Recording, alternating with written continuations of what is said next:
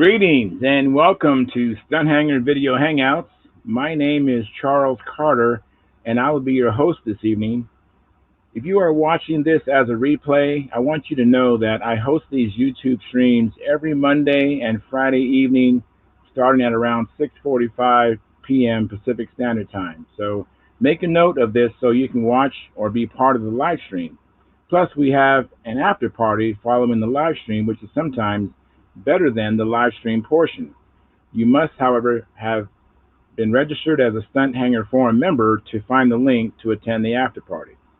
Now, here at Stunt Hangar Video Hangouts, we talk about building and flying model airplanes, sport flying, competition flying, what you have done lately or what you've been doing lately in the shop or at the flying field. To join our conversation, if you are already a Stunt Hangar Forum member, you can find the link if you scroll down to the section called At the Bench. Now, if you're not a member, please register at stunthangar.com/SMF.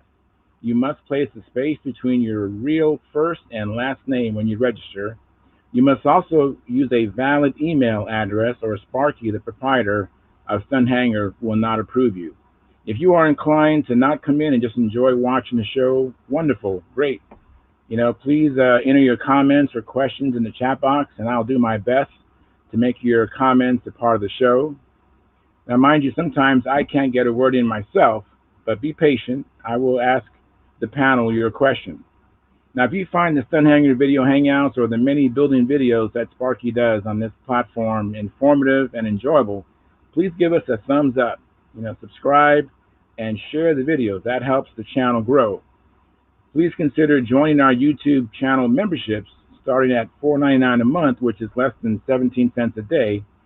And your support helps offset some of the expenses of running Stunt Hangar. And with your memberships, you get special badges that I can see on the YouTube chat box. You also have access to unlimited replay of member-only videos. And once a month, Sparky has a Q&A section just for members only. Excuse me. And you can also use the super chat, which is located at the bottom of the chat box, to make donations. And I want to thank you for your past, your present, and future support. And please keep the conversations family room friendly. In other words, please don't use words you wouldn't say around your children and grandchildren. Now, without any further ado, let me go and post the link, which is, again, at the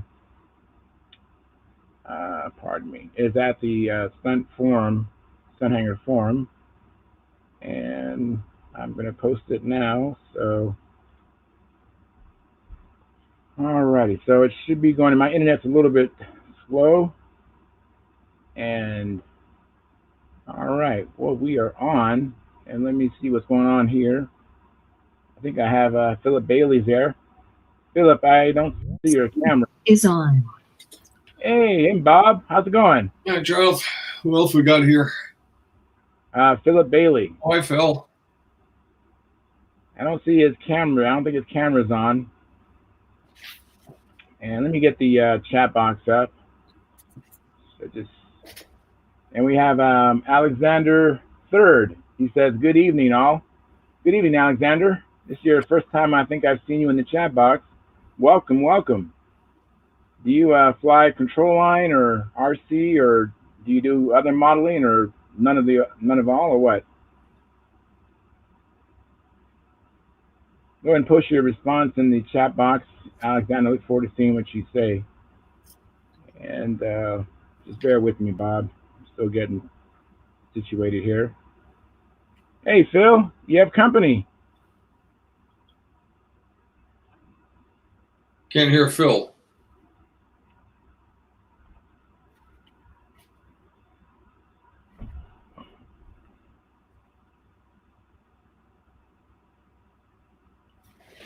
Yeah. So anyways, Bob, how you been? Good. How are you?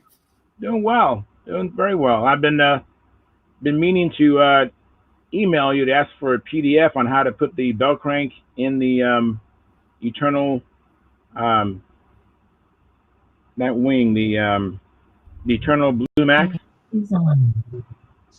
But I just keep forgetting. I just did something on the All Amped Up forum that shows how to put a bell crank in either a, you know, Okay. you know. Well, that'd be great. I'll do it that way. Yeah. I mean, I don't have the. I can bring some photos up later if you want, you know. Yeah, I haven't even started the Eternal Blue Max, so it's no hurry. That's why I haven't done it yet. When I get hot and heavy on it, then I'll really be anxious to see how you do that. Yeah. Hey, Tom, how are you this evening? Hi, Charles. I'm good.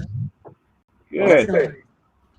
And Alexander the Third, he's commenting. He says, "I am into control line. We're awesome. I'm really into control line. That's great."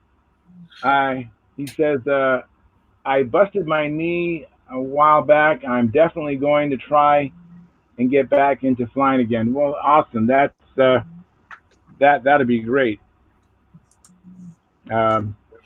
Yeah, I definitely want to get back into flying this.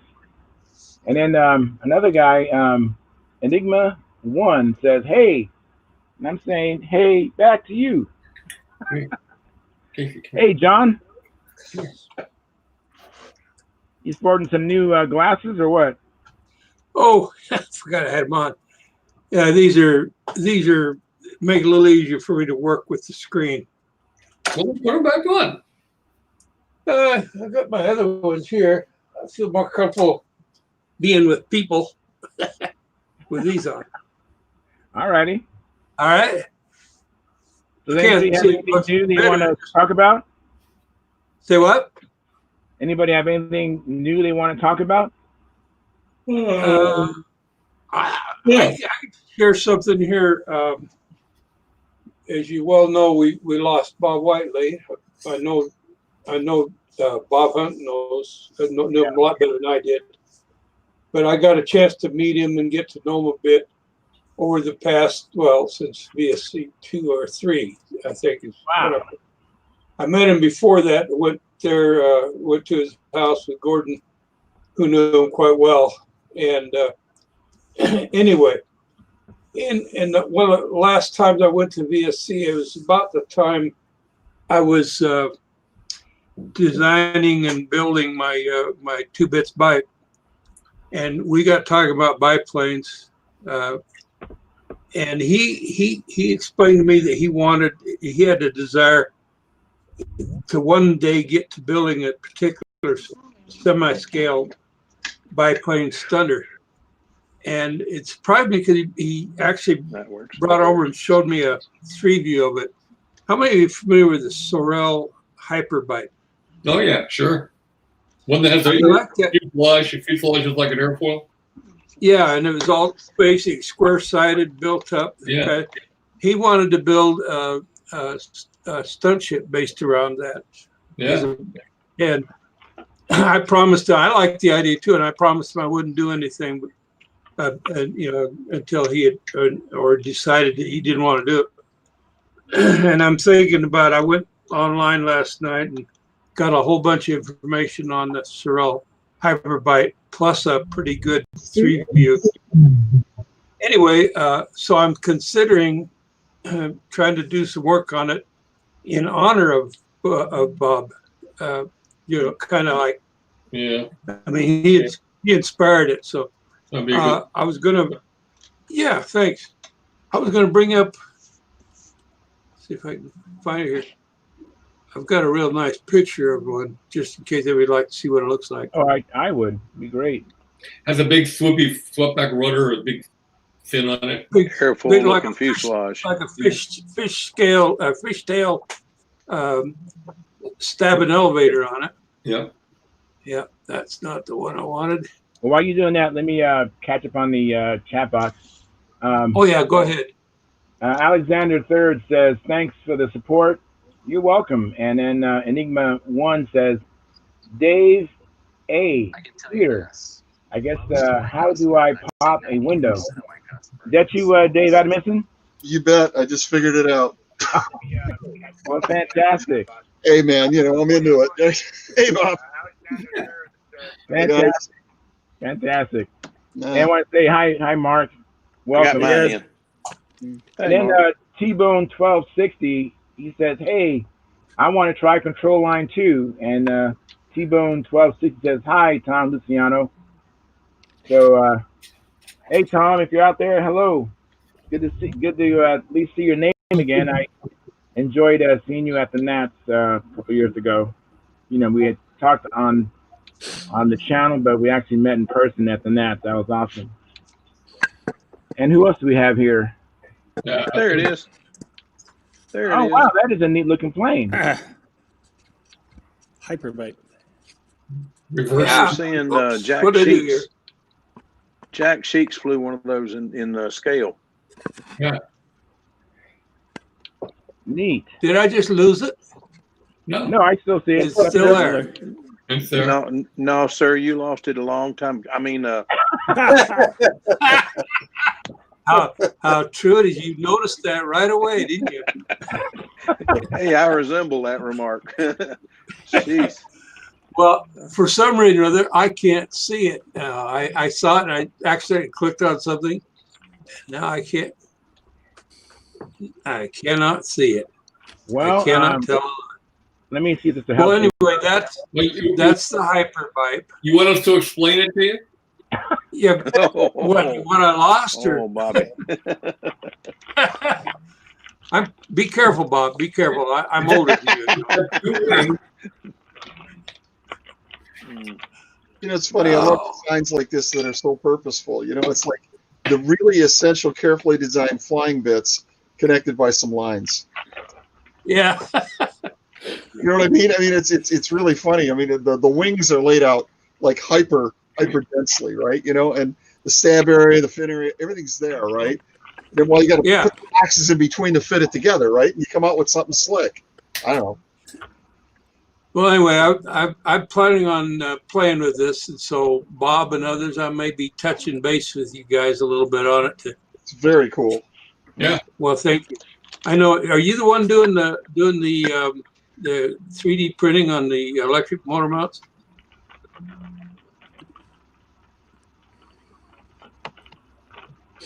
Who are you talking to? Yeah, I thought we had an Adamation there. Oh yes. What? I'm sorry. I Is that Dave Adamation? Adamation ears too. I'm sorry. Is that Dave Adamation? That's right. Yeah. Hey, guy. Hey, dude. How you doing? How you doing, brother? Oh, really good. Dennis has been beating my head up. He says, Dave, you got to do these. You got to do these. Hey, you and I both used to have a lot more hair. Yeah, well, I was just thinking the same damn thing, Bob. I've actually lowered my camera. You might think about dropping the camera. Get the glare off. Here on your wagon, man. Yeah. I remember at the '74 Nationals, we both looked like hippies, Oh God, yeah. I had a natural, man. It's good stuff. Yeah. Well, Dave, are you the one that's doing the 3D printing for electric motor mounts? Yeah, I'm the one that's doing the mounts, right? Yeah. Okay, because I'm going as I get going on, I'm going to contact you, trying to get up, figure out a motor mount for this particular airplane. So, yeah. Oh, shit. For the hyperbite. Yeah. Did that mount work out for you, or? Yeah. Yeah. Good. Yeah. Oh yeah. It's going to be even better when I get the plane built. But yes, it worked out just fine. Yeah. It's like, hey, man. In fact, I wanted to contact you because as I go through the build sequence and I'm going to put together a bill of materials and that, and I wanted to know whether people, if they wanted to buy that mount, would get it through you or through somebody else. Whichever. They can order them from me, or we can talk to Russell at Oki and see if he wants to deal it through there. But with Russell, I've been doing all the standard mounts, right? He's really great, man. He works his butt off. And so I've been sending a lot of mounts to him. I do custom mounts for people. Tom Morris is the guy that really helped me develop these things, right? Tom, I ran into him at a Nats a few years ago, 2-3 years ago, and I showed him what I was playing with, and he thought it was pretty cool. And so we worked on it, and pretty much the fundamental idea was designed with him, right? He was the one that asked for the radial air intake. I was working on an annular intake, which is like a completely different problem, right? I had lots of curves and crazy ass printing, right? And he said, well, why not just make it radial? I said, well, okay, great. Well, I did it, and he's very happy with it. So I've been doing all the mounts that way, so it's the motors run really cool with that. The temperature really stays down because it rams the air right straight through the motor. So what I did is, if you look at them, I don't know if this is clever, but what I did is, I did a mount with a 1 3/4 inch spinner, right? And it has a 2-inch inlet. So you can go to a 2-inch spinner if you want it to be aligned, right? And the 2 inch is the same way. 2 inches got a, it's about three and a quarter millimeters extra on the radius, right, to let the air in. So the mounts can be used either way. Russell actually asked, beat on me to make that happen. So that's, like you say, it's a collaboration of people talking. I mean, it's like model airplanes, Sure. right? Sure. Check it out. What are we doing tonight? One of the things that I'll touch base with you. I'll just give you a little to get you thinking about it. I've got a push me pull me that I'm working on, and I can use a standard. In fact, I'm drawing it around this one, standard one that Russell sells. Sure. Yep. But for the rear one, I got to come up with something different because the air's going to be coming from the backside and exiting out, and I'm trying to figure out how to best do that, or just leave it alone and just do it like it is. So think about it. I'll be talking with you on it, I'm sure. Yeah. Send me a sketch, whatever you need. Okay. I mean, it's just 3D solid modeling. It's pretty straightforward. So. Okay. Yeah. Well, anyway, so that's what I was thinking about doing for Bob, in memory of Bob Whiteley, as kind of a tribute thing. So, I think my favorite memory of Bob Whiteley, the first time I met him was at VSC, and he had the Shark 35. He was so sure he was going to win that year because that was a killer airplane. And I watched him fly in the wind. How'd that work out for him that year? Not too good. This cat named Hunt showed Way to up. go, Bobby. I love it. Yeah, he was sure he had that made, man. That was I love it. Bobby really burst his bubble. It's funny. I hope this isn't trivial. One of the things that I remember about the airplanes that he had there is he had a Chief for old time. It had a tail wheel about this long. Yeah. And I remember looking at that and just cackling, because he got a great takeoff with it. I mean, that was the whole point of it, right? I remember one year, rocket launch city, right? Yeah. One year at VSC, he showed up with a retractable landing gear Mustang. Yep. And he had that Joe Utasi system in it that had a timer to retract the gear, but then it switched over to an audio function that was mounted right behind the muffler, and as long as there was noise, the gear would stay up. And as soon as the engine quit, the gear would come down. So I had the thought to run out and get a whole bunch of air horns and give them out to everybody. And when his engine got up, just turn on the air horns and see how long you could whip it, Oh, man. Bob, you got an evil streak, bro. That is cool. He thought it was pretty cool. He was a great guy. Bob, you are the very one that told me that on that airplane, your second wind, everybody else loved it when the gear went up. You loved it when the gear came back down. Yeah, I always liked it when the gear came down. I'm sure he felt the same way. Yeah. Well, if memory serves, he had to. If memory serves, he had to leave the gear down to fly it. I got to give credit to somebody. I appreciate it very much. Hey, Christopher Everson, thank you so much for that $15 super chat. That really helps us out. So I just really appreciate it immensely. I know Sparky does too. So thank you, Christopher. Appreciate it. All right, go ahead, you guys. Well, Bob, you probably are aware of the ongoing banter between Gordon Delaney and Bob Whiteley. Because Gordon had been beaten so many times by Bob. Bob would be flying right behind him, and Gordon would be 1.5 points ahead of him. And Bob would come up and put in a killer fight. He did it so many times to him. And so he shows up one year at, not VSC, at at one of the contests at Whittier Narrows. He had a T-shirt, and on it said, "Someday I'm going to beat Bob Whiteley." Wow. And so he walked around. But what he showed Bob lately, he says, "This is a T-shirt I have." I think this is how it went. "This is a T-shirt I have for after I beat you." And it says, "I beat Bob Whiteley" on the back of that T-shirt. He was the ultimate competitor. There was nobody that could try harder than Bob Whiteley. Nobody wanted to win more than he did. But he was also very gracious in defeat. Whenever he got beat, he was always the first one to congratulate you. You know, he's a great guy. We used to be on the phone for hours and hours and hours, and I'm just going to miss him dearly. I think we all are. I think everybody that met him and talked to him is going to miss him. He was amazing to me. He could sit and watch your airplane fly and come and tell you what trim you needed to do. That's no joke. He did that. The first time I ever met him was in 1973 at the Nationals in Oshkosh, Wisconsin. It was my first stunt nationals. And I'd flown combat before, but not stunt. And I was out there with Andy Lee, and both of us were kind of like fish out of water. We didn't know the routine, you know, the stunt natch. And I was, I think, a little frustrated and a little scared. And Whiteley must have sensed all this, because he came over to me and said, "Hey, what's up?" You know.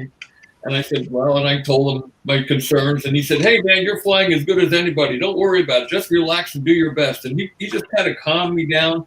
And I'll never forget him for that kindness. He let me do my possible best that week. That sounds like Bob. Yeah, I remember at one of the early VSCs, I was there, had a room, and I think it was me and Jim Rhodes were sharing the room. Mm-hmm. And Bob came by and came in, sat. They said, "Mind if I come in?" And he came in, sat down, laid down on the bed there. We had the TV going. We got talking, and he took and spent that whole evening in there talking to us. And it was, I think, mostly for me, because Jim's been around forever flying stunt. But he explained a lot of things and talked. You know, I mean, he was that kind of a guy. He was, like you say, very gracious in many ways. Though I will remember the meet at Whittier Narrows, where we loaned Bart Klipinski Gordon's Pathfinder profile, and Bart actually beat Klipinski on at that meet, and Bart beat Whiteley on that meet. And I can remember him kind of walking away muttering something like, "Beat of the damn profile." I used to like to talk to Bob, because those who never talked to him, he was an air traffic controller for his life's work, and he talked in these very short, very succinct, very clear bursts, short little bursts, and he talked like that all the time, you know. The Iceman, we called him. Yeah, he was the Iceman. I remember flying against him. We went. I was invited to come out to the Knights of the Round Circle contest. I was actually to their banquet to present Larry Ringer with his Hall of Fame, AMA Hall of Fame award. I was in the Hall of Fame, and they wanted me to come out and present it. So Eric Rule sent me an airline ticket to come out, and I stayed with Warren Walker. Wow. And those days, I left my Caprice out in Tucson, and I would visit at Warren Tiar's house, and I would visit it once a year at VSC. I'd fly out and fly and then leave it there. And so I called up Warren. I said, "Hey, listen, I'm going to that contest. Could you drive my airplane up for me?" He said, "Yeah, sure. I'm going to be there anyway." So he and Whiteley came up, and for some reason, the fuel I had was really bad, and I couldn't get a good run. And Whiteley beat me I had won Classic the day before, and then on the next day, we were flying open, and Whiteley beat me on the first round. I got having all kinds of engine trouble, and he could have just let that go, and I would have lost that contest. But he came over and gave me a tank of fuel. He said, "Here, try this," and I beat him. And he was as happy as if he had won the contest. You know, that's who he was. Yeah. Nice. Yeah. He's a great guy. We guys, lost a couple of good ones this week. Pardon me 1 second, real quick. I have another. We have a new supporter, Alexander Third. Thank you very much for being a YouTube member on our memberships. I really appreciate it also. So keep it coming, you guys. And then we're up to 5 likes. We have 10 viewers. So please give us a thumbs up. We're a small community. So I want all hands on deck. Let's get 100% thumbs up, and so we can grow this channel. Go ahead, guys. Yeah, we lost Al Raby this past week. We're losing too many too fast. Lost Al Raby too. Al Yeah. I'm so sorry to hear that. Oh, he died a lot recently. He died from a COVID. Bob Gildini, Charlie Mackey, Al Raby, and Whiteley. We lost a lot of people lately. And Kirk Mullinex. Yeah, thanks for reminding. Yep. Yeah, I'm not going to get any more of those midnight calls. I can't get on the forum from Al. Yeah, I used to dial out quite often. I always felt bad about that. I tell you one thing. Well, I wouldn't like him. Go ahead. It's good. It's a good thing eternity is forever, because it's going to take forever to get a spot on that circle. Yeah, Al Raby, Whiteley, Gieske, my God. Well, it'd be easy. You just walk up to him and tell him you don't need practice. Get the hell out of the way. I'm afraid where I wind up, I might have to be flying in thermals. It'll be too warm. Oh, we don't even want to think about that, let alone talk about it. Oof. Well, that way, if I make it to the good place, I can be pleasantly surprised. Well, I'm hoping to make it to the good place. We'll see. Yeah, we all try it. Yeah. I tell you what, this week's been crazy though. The weather, I don't know about the rest of the country, but we're so soggy, it's ridiculous. And you can't go outside without, you better wear your galoshes, because if you see grass, you're going to sink in it. I don't know what the heck's going on around here. We had last year like this. Whatever happened at your flight? I went out to Hobby Park today. My wife and I drove out there, and I called and told Tom and the guys the bad news. It's some idiot's been out there a third time, and the police hadn't caught him yet. And it's just, he's busting up asphalt. He's hit the cement so hard it looks like he's knocked chunks out of that. The center of the circle. It's a mess. It is just, you can barely make out the back circle. It's so covered in mud and grass. Bob's flown there. Can you get the local gendarmes to loan you some of their, what do they call them, the strips there? They throw out They're supposed to be patrolling it. And we've got cameras in the trees. And the story that I heard, now whether it's true or not, I don't know. This is strictly rumor, because the person I heard it from, it was already secondhand when he told me.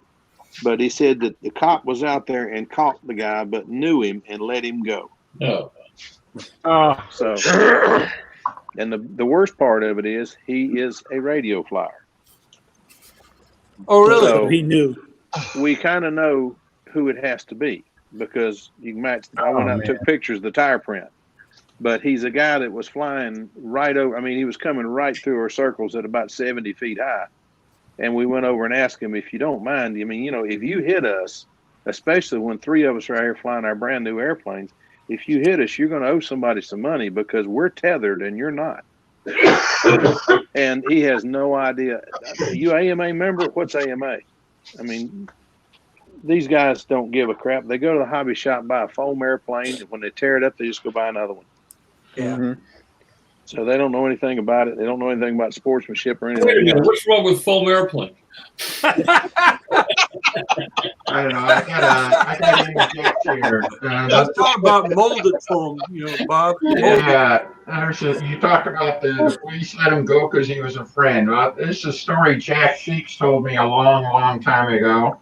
That when he was, of course, an Indianapolis police officer. Yeah. And somebody called in a noise complaint, somebody flying an airplane, whatever else. And he happened to be on duty. He said, hey, I'm going to go out, take care of it.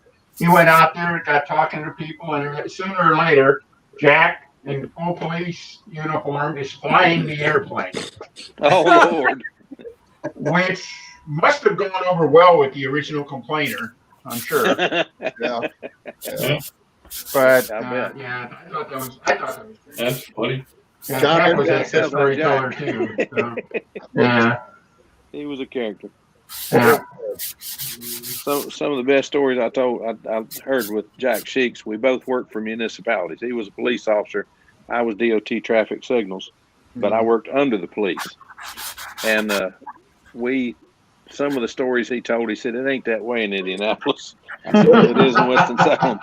Oh, let me is in get that right Winston-Salem. for you. Jack never called it Indianapolis. It was India no place. Yeah, that's what he called it. But India no I'm not place. going to say that about it. I like Indy. Oh no, I love Indianapolis. I just The best Jack Shake story I ever heard came from Jack. So this may sound like a little bit. Well, Jack told me this story, so I'm going to tell it. Yeah. It turns out that his wife, his first wife, didn't particularly like the airplanes, and that was sort of an understatement. She didn't like them at all. He spent a lot of time building airplanes, as everybody knows. So she told him one day, she got complaining so bad about it, he just sold all of his airplanes to his best friend for $1. I think Davis or somebody. He sold them for $1. And then every night for the next month and a half, he went out and got blind, stinking drunk, came crawling home drunk. And after a month and a half, she said, "Get the airplanes back." Now, Jack told me that story. So Wow. Yeah. And that's a strategy he was thinking. If you go to war, you want to know your enemy. So I guess he. I wonder if that'll work with fishing poles. What? yeah, Fishing poles. Oh Lord. works the same way. I've got a bunch of those downstairs too. Yeah. Too many. Yeah, let me welcome another chat person here. We have Banshee 15. He says he flies his foamies to pair. And I guess that's in response to the foam. And Christopher Everson, he says it's snowing here in Akron, Ohio. I imagine that's when you was talking about the it being muddy over there, Phil. By the way, it was 88 degrees out here. It's really hot. Oh. Yeah, blah, blah, blah, blah, blah. For you. What is Yeah, Ask Thank you, Charles. how do you live through that? that contest that used to be out in Akron at the museum. There was a aviation museum there. It used to have a contest, and it's no longer there. I don't think. Wonder what happened to it. The Akron Airport. Really? They had quite a collection there, and they had quite a few, I'll call them derelicts waiting for restoration and stuff like that. Yeah. But That's a great place to have a contest. Well, the blimp Yeah. didn't require a really long runway, so it probably, just kept getting shorter and shorter, Yeah. yeah. Well, before the YouTube guys think that I'm against foam, Bob, I'm probably going to call you tomorrow and see about getting you to cut me a foam wing. I'm working on a project, and I've about decided the best way to do it is a foam wing. Yeah. Because it's got 48 wing ribs in it as it was designed. 48 ribs. And I just, oh Lord, let's put a foam wing in it. A lot of Jeez.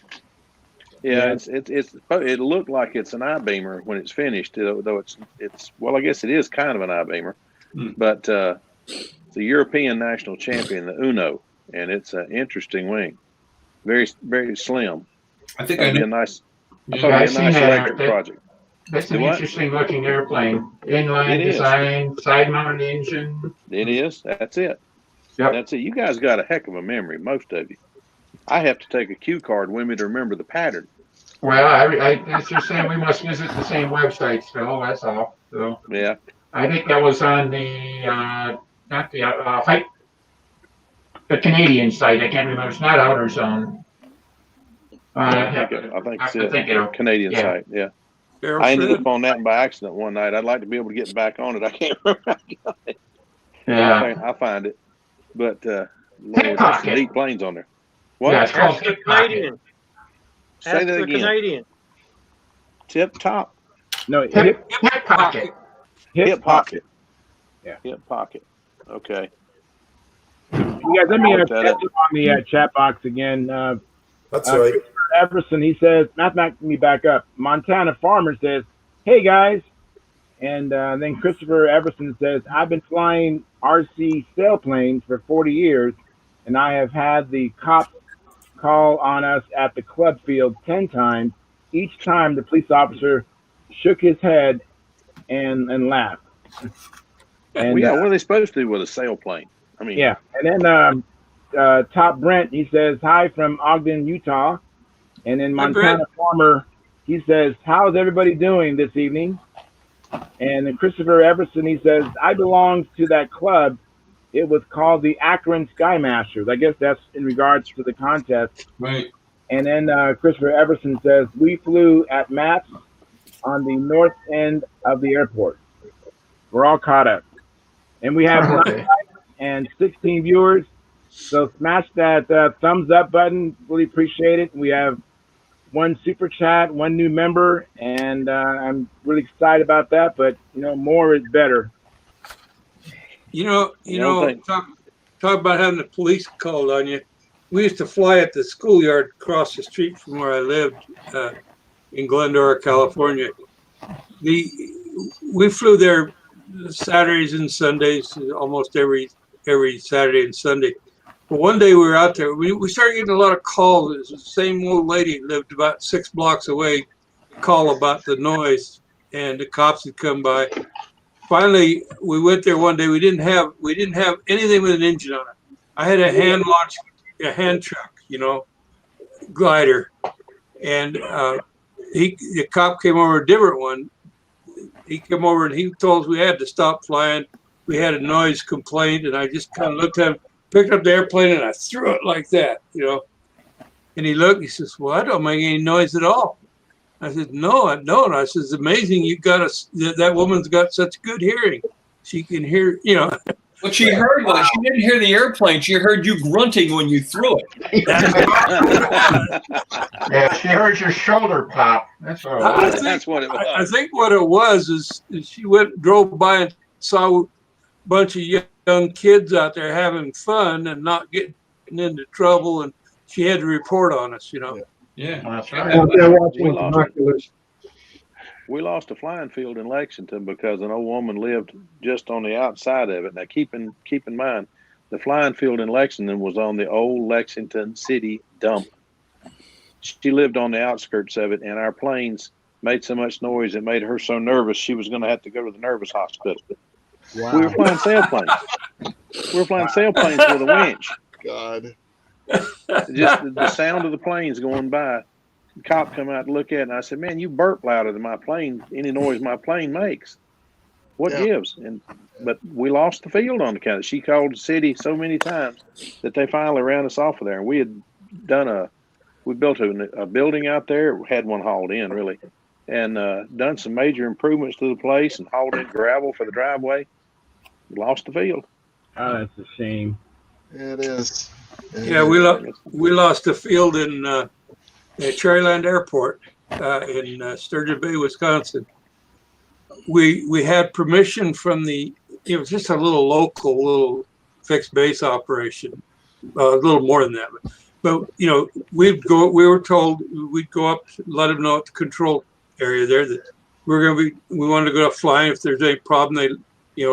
And they said no, just if we come on the loudspeaker and tell you there's a plane coming in, get them on the ground. So okay, we can do that. So we're flying RC, and we're flying.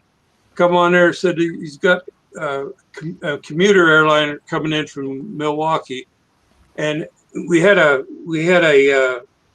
cloud level at about 500 feet. So we landed. We're sitting there watching. The guy pops out of the cloud, comes in and lands. Now the guy I'm flying with, I'd been teaching him how to fly RC. Now this guy had flown with the 8th Air Force over on June 6th. Iwo Jima. D-Day. He was 8th. He Iwo was a Jima. fighter pilot. Flew P-47s all over Europe. Wow. And he was a test pilot for the Air Force after the war. He put in 30 or some odd years. Anyway, he called a spade a spade. He wasn't going to back down from anybody. And if he was right, well, anyway, long story short, they land, the commuter lands, everything's okay, passengers getting out. And so I go back up in the air with my plane, you know, and I'm trying not to fly out over the airstrip anyway. I'm flying mostly over some buildings and tie down area. Anyway, his car comes up and I see this guy get out, and pretty soon my friend and this guy are arguing very vociferously. And so I brought the airplane and landed it. By the time I got it down and everything, the guy had jumped back in the car and took off, headed back towards the fixed base operation. Well, anyway, I asked him, I says, Dick, what was that all about? He said, oh, that was that dumbass pilot off of that airplane. He said, he's got to be 22 and this is his first job or something, you know. Just, you know how seasoned pilots can get to younger pilots. I'm waiting to see our pilot there grin. There he goes. Yep. So anyway, he said he came down and complained that we were putting him and all the people on his airplane in peril. That he chopped out of those clouds and ran into us. You know. I said, well, wait a minute. He said, wait a minute. Both of our airplanes were on the ground before you ever popped out of that cloud. And anyway, he went up and complained to the powers that be above, and we lost that sight. We didn't do anything wrong. We just lost the sight. Probably good in the long run, though, because if something would have happened, it wouldn't have been good. Yeah. Has any of you guys heard anything from a guy named Hoyt Hawkins? I know Hoyt Hawkins. I know Hoyt. Is he still around? Well, the last I heard, he was still around, but he's not doing very well.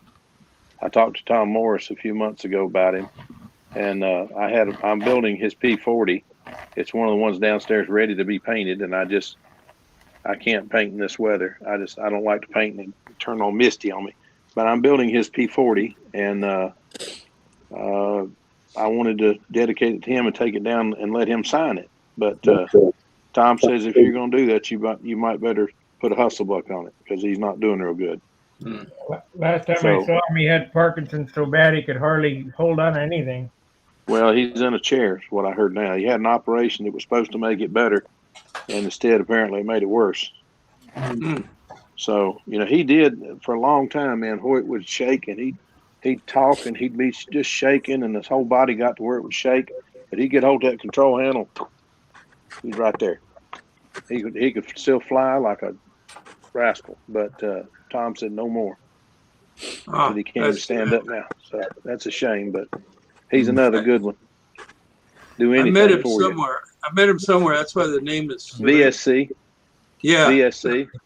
Yeah. Okay. He learned to fly clockwise, and or different than we'd fly, and wanted me to fly his airplane. And I got a hold of his handle, and the handle was biased the wrong way so much. I said, Hoyt, what's going on? He said, well, I learned to fly the other way, so when they got me to fly this way, I just turned the handle over and keep flying the other way. So up was down to him, down was up. But then he biased his handle. So I'm trying to hold the handle. It's like this. I said, I said, Hoyt, I want to fly your plane, but I'll have to go get my wires. I can't fly this. But it flew well. It had a KNB 40 in it, and it flew well. Of course, I didn't know it was a Stan Powell's KNB 40, but it flew well. Nice. He's a good fella. He was a real good fella. He and Tom compliment each other well. Anybody know Leo Mail? Heard of him, know him. He's in the Pacific Northwest. He's got to be in his 90s now. I mean, he was still flying the last time I saw him, which was about 7 years ago. But I know that the question's been asked on the forum. He's still around because nobody's heard anything from him for a couple of years now. He had his design was published, and he was real tickled about it. But he was still flying patterns in competition when he was in his late 80s. So, oh, that's great. Yeah, I'm hoping he's One okay. time I met him at the '09 VSC, and we had a lot of fun. Leo? Yeah. Yeah, he was a neat guy, wasn't he? Skinny little guy. He was a lot of fun. Yeah. Yeah. Well, I hope he's all right. Yeah, me too. I like his airplanes. I've seen his airplanes on the forum. Pictures of them. They're pretty sharp. Jim's doing it again, guys. He's in, but he's not. No picture. You in your PJs again, Jim? He's not going to answer me. Right, he's got a microphone now. Hi, Jim. Hey, Jim. Hey, Jim. Hey, Good Jim. to see you on the square. Maybe he's got the flap over the camera. I do that all the time. Anyway. I don't know. Some of us have faces for radio. What can I say? But anyway, Jim's usually in the bed when he checks in. Yeah. I got to get in touch with that rascal and get another handle. I got one and like it. Steve has arrived. Oh Lord. Oh my goodness. Are you ready? Get the jar ready. Get the jar ready. Hey, Gary. Hi, Gary and Peter and Sparky. Hi, you guys. Jerry, Let me up on the chat box. I have another comment by Christopher Everson. He says the Akron Skymaster is disbanded shortly after Gary Tulp passed. So that was the end of that club. That's the same. And we have 11 likes. And so please continue to smash the thumbs up button and appreciate the super chats and new members. Cool. Oh Lordy, I tell you, Steve, how are you? Oh, not too bad. You know, they talk about the Akron Club disappearing. I was over by Samantha's house, and that was my old stomping grounds when I was a kid. And we had 2 GM plants in town. And by the 2 GM plants is where the 2 hobby shops were, where the parks were, where they had boats and you could fly control line and all that. You know, once the factories left, all the, you know, you can't fly there, you know, they just don't take care of them. I guess the tax dollars around, you know, for the communities when GM was there, they could keep up all that stuff. I remember seeing you guys at that map contest, that Akron contest, and Sam had to do squares there. Yep, that was one of her favorite places to go. Yeah, and that's where we found out she needed glasses. That her eyes were so bad because we went to find a place to practice after you showed her how to do squares or whatever. There it was flying, so there was a park, I don't know, a couple miles down the road. And I'm like, well, look for the park, you know, look for the sign. And then I see it, you know, and I said, oh, we froze up. Steve, are you on? Yeah, he's grayed out. He must have said something. Thanks a lot for helping me. Got the dreaded freeze there. Yeah. Am I back? Yeah, you're back. Yeah. You froze again. Yeah. Say something. Steve, you're going to have to pay the bill on that internet. I'm telling you. Yeah, I'm back. I got to go. Back. You need a new can and a new string. Hey, Sparky, before you go, you want to plug what's happening tomorrow morning? Yep, tomorrow morning.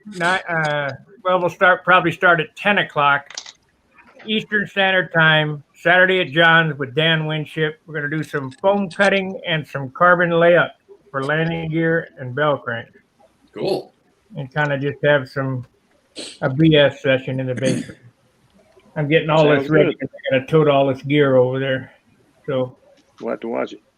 We'll see you tomorrow. Sparky, you take care of yourself. Yeah, Sparky. Jim got us out of his pajamas. Jim got out of his PJs. Yeah. Glad to see you, buddy. Turn your mic on. Jim, turn your mic on. You got to turn your mic on. Turn your mic on, Jim. I was hoping to catch Rusty before he left to talk about the Pampa Stunt Hangar cooperative deal, but I guess he jumped out. You talk about Rusty or Archie, come back a minute. If you guys want to talk about that, I had to get on and get on so we could possibly discuss, at least start. He's there. Peter, he's there. Ask him about it. Okay, I know Bob wanted. I talked to Bob today, and we're going to do something with it. But I guess Pampa needs to get with me or whatever and work it out how we're going to get in there. But yeah, I'm more than happy to do that. Oh, okay, terrific. I just wanted to see if I just wanted to double check and see if you two actually did hook up, because the last message I got was that Bob was grilling burgers and didn't have time to talk. Yeah. Well, listen, some things take precedence, you know. Yeah, I grill a mean hamburger, dude. What do you want to call it, Bob? Well, this is just blue skying at this point. There's nothing official here, because Pampa hasn't acknowledged that they even want to do it. Although Dave did say when I talked to him on the phone about it that he was interested in it. Yeah, he definitely is interested. And all the feedback that I've been seeing on the post that I put out on the forum, there's a lot of people seem to be very, very, very enthused about the possibility of such a thing. Are you going to moderate that, Bob?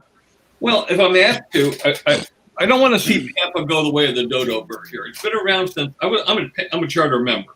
It started in 1973 at Oshkosh when Paul started it, and with Les McDonald and Keith Trothel. And we've been going for a long time, and I don't want to see it go away. So if there's anything but I also don't want to be doing the amount of work I did. Oh yeah, for Stunt News. When I did Stunt News, that was like ridiculous. But we could streamline this somewhat and have a virtual ongoing magazine where district directors could go in and have a site there in the Pampa site, and they could update news about their districts every day. And you wouldn't have to have a magazine per se. It could just be a living, ongoing thing. But we can't let it, get down to the thing where it's a forum where people are arguing with each other about things. It has to be a little bit more, like a newsletter, more structured than that. So, how many districts are there? 10. There's 10. Or there's 11. There's 11. 11. So what it would be is a Pampa headline, and then 11 districts, and then a 12th one for questions maybe. And then each district would have whoever's a VP or whatever they call them. Well, yeah, and that would be great. But I'm also envisioning probably some place where we can have articles, and we can, have. There's no place right now to see a control line stunt article. All the magazines are pretty well gone. And if you get one of model aviation every 4 years, it's a lot. We need to be publishing some airplanes, and we could give you a portion of the plan sales from that, to help run your site, and then Pampa could get some. It would be a lot less costly to put out this kind of quote unquote magazine, a virtual magazine, than it is to put out what they're doing right now or trying to do now. And they're not succeeding. And it's nobody's fault. It's just people have got things to do. Their lives are taking precedence, And the nice thing about it is it's so much easier. I mean, it doesn't have to be perfect format and all that because it's only in one box. Yeah, exactly. It doesn't have to be that perfect. But there would have to be a thing where it's a separate site within your site, and you have to have a code to get in there. So if you want to join Pampa, then you can get it. Maybe we could lower the dues. Who knows? And that's up to Dave and the executive council. But if we could get more Pampa members and have something where they could come to every day and do something relevant to what their district is or something, or have an article or have a how-to or whatever is required, national report, that kind of thing. As I said, I suggested this very idea 15 years ago. And they weren't interested, but you're way ahead of your time, like you always are. Yeah, now under new management, maybe maybe I'll do something. Yeah, well, maybe now that the thing is in dire, straits and danger of going away, maybe a little fear is a good thing. We need to revitalize this thing. We can't let this die. Yeah, Stunt Hangar's been going around. Everybody knows Let me tell you a story. What happened to me? I got an email from the Chinese, and they said they were going to take away my IP address, stunthanger.ca or whatever. What else? I paid them. I said, really? Go ahead, because without me, there is no Stunt Hangar. You guys can copy it all you want, but it's not going to be Stunt Hangar, you know. So. Yeah. When was this, Sparky? That's been about 5-6 years ago. Well, if anybody else here, we've got a lot of smart people here. Is there anybody else that's had any thoughts about this, pro or con, doing this kind of thing? I think it's a great idea. Great idea too. I think you're spot on, Bob, in the idea of having some kind of a code or whatever, member code or whatever. But I also think there ought to be something for the casual person to check in and get kind of a short overview of what might be in there that might interest them. Yeah, an excerpt kind of thing, Yeah. And I like the idea of having, like Sparky is now. If you're not a member, you can see certain forums, but you can't see them all. Right. So maybe you can just see the Pampa news, the headline news, and see if there's anything in there that might interest you, and then you join, and then you can access all of it, I mean, it needs to be worked out, and a lot of people at Pampa have to agree on this, which we'll see how the district directors feel about it, Well, I also like the idea of the marketplace, for the plans and and articles, also for the Pampa shirts and stuff like that. I mean, we can tie that together, the shirts perhaps together with Sparky's shirts. Yeah, and Sparky then Pampa because Pampa's paying now for a lot of stuff that's really not getting us anything, and we could pay Sparky. It would help him keep this site going, and that's going to benefit all of us. And it would help Pampa. It would help us get more information. It would help us get out information. It's just I think it's a good idea. Now, there's a lot more work to be done. This is a great blue sky idea, but there's a lot of work to be done to structure it and get it running. I don't want to be the only one doing the work, because I've done thousands and thousands of hours of work for Pampa, and I'm not going to be doing that kind of work anymore. No, it shouldn't have to once it's set up. What I was thinking though is that if you have your like 11 vice presidents, that if you send something into Pampa, it needs to be sent to them, and then they put it up on. Exactly. Just everybody can't be just posting stuff. This whole chain of command thing is starting to ring a bell here. Yeah. And at that point, the entire thing needs to have some editing. We just can't have it get to be. You have to have. I had a technical advisory board that I relied on. Yeah. Something I didn't know about, I passed it by Paul Walker or Brett Buck or a number of other people who had technical expertise, Dean Pappas, and I say, is this article valid? Is it accurate? I don't know some of these technical things. And they would say, well, some of this is good and some of it's not so good. You might want to have the guy rewrite this or leave this part out. It's editing. And that's what I've done my whole life, is editing. And I think you need to have a little bit of editing in that section of it. Yeah, I know that when Samantha was writing, she would turn it into you, and then you would send it back, and right. A lot of us aren't writers and don't phrase things right, and don't, and she was like 12 years old, and no, she did a great job though. She really did. I mean, she at least she took the idea of the younger generation, or the next generation, I think we called that section. She really put her teeth into that. She did a great job. And as did Matt Colan, and I think somebody else had it as well for a while. But we need little features like that, little sections on electric, on glow, on building, and we need it to be edited so it's information that we know works, and it's not just people's ideas. We got a lot of self-styled experts. There's an old saying: just because you can type the talk doesn't mean you can walk the walk. Yeah. So we need to have a little bit of editing, not so much as we had before, maybe, but something. I don't know what Chris Rudd's doing with the Pampa site, but it seems like because it's done in Dreamweaver or whatever instead of PHP, it's hard to maintain. because I can get it up and running in 5 minutes. You know, where it would take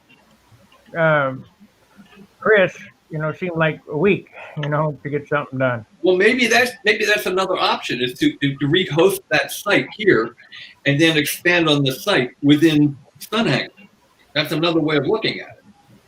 Well, we could do, but we got to all get together. We got to get Dave Tribble and the district directors maybe on a Zoom call or something, and kick this around a little bit. I don't want to host all those magazines though, because there's too much. I don't know how many gig of data, you know, is on the hard drive for all those magazines, but I don't want to host all those magazines. No, that's what Pampa website. You could link it to the Pampa site for that kind of stuff. Yeah, archive things. And why don't you want to do that? Is it because of bandwidth costs? Yeah, I'd have to double my server again. All right. Well, suppose Pampa were to pay the freight to do that. Yeah, I don't think they're gonna want to do that. I don't know what the Pampa site costs, but I'll guarantee it ain't $300 a month. So, well, that's something to be discussed, I suppose. You'd be surprised what they're paying right now to have what they're getting. Me and Dave had a conversation about a month ago about this actually, and as Bob said, yeah, you'd be very surprised on what the outlay is per month on website, on just things. Just the website, is it over $300 a month? Yeah. Yeah. But not necessarily for the servers and things like that, but for the total cost of everything. The total, the hosting, the people who are doing it and stuff like that. Yeah. Right. See, just the hosting for me runs $300 a month because I have so many members and bandwidth. You know, people, anytime somebody loads a picture or whatever, that's running data over the line, and I get charged. So, and I've doubled in. Let me. This is when I first started. It was $5 a month, unlimited, and Wow. that's what they said, unlimited. I was on a shared server. I said, okay, great. So we got so big, they said unlimited is no longer unlimited. I said, well, well, how much do you get out of these advertisements that pop up? Some people don't like them, but I just ignore them. You know, so Exactly.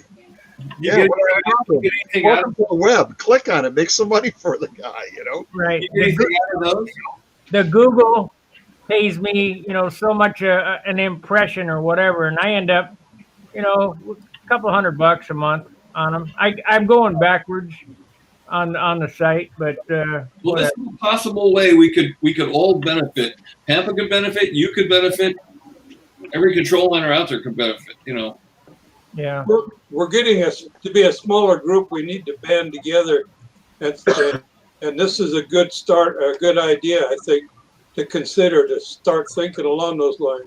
And I would volunteer to be the quote unquote editor again, but not at the level I was doing it before. You know. You'll be the overlord. See, we got spell check on there. It's real easy to go cut, and it's gone. Hey, Bob. Hey, you guys, let me just there's somebody quick. now that We do have some feedback on the chat box. Montana Farmer thinks it's a good idea regarding the Pampa, Bob. And let me see here. And then Banshee 15 says he likes the idea of the internet access. And then Christopher Everson says, I would like to buy a Stunthangar shirt. And so does Banshee 15. He'd like to buy a Sparky's shirt. Yeah. So we're, and then let me finish here.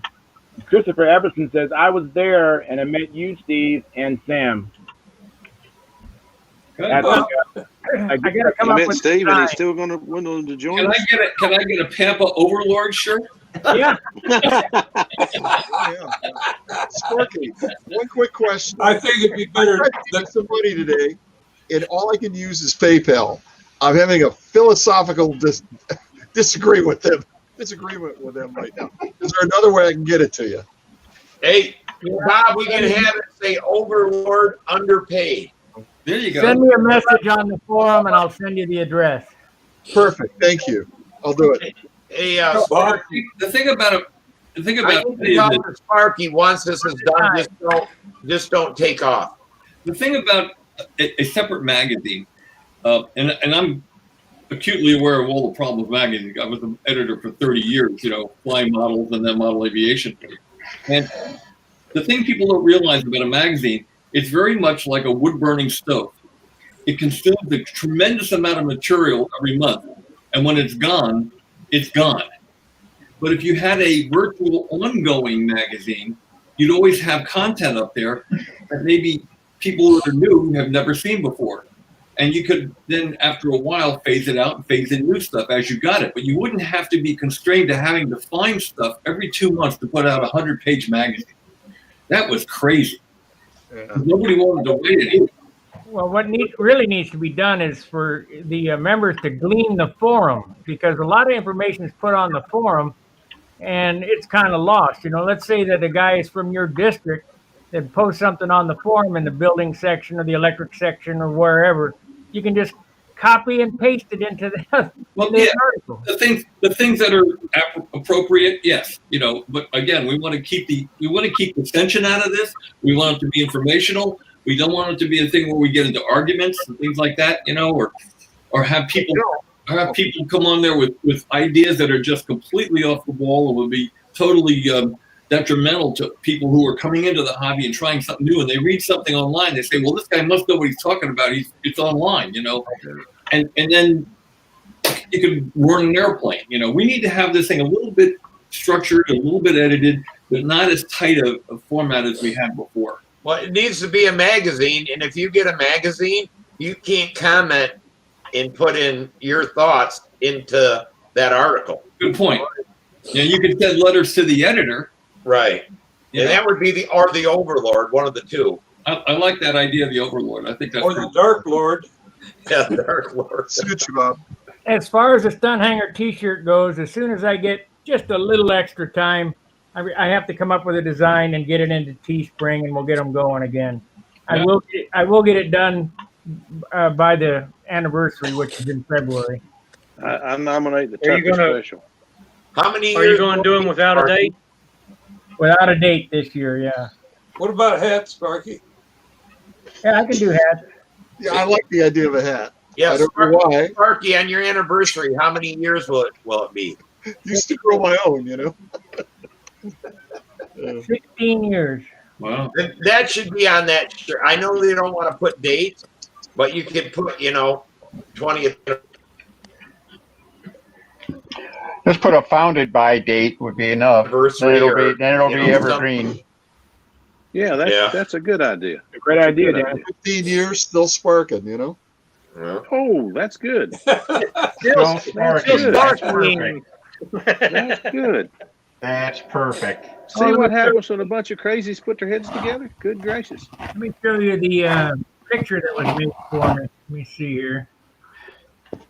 I had Gary. Let's see here if I can find it. Desktop. Might be in this one. I forgot what it's called.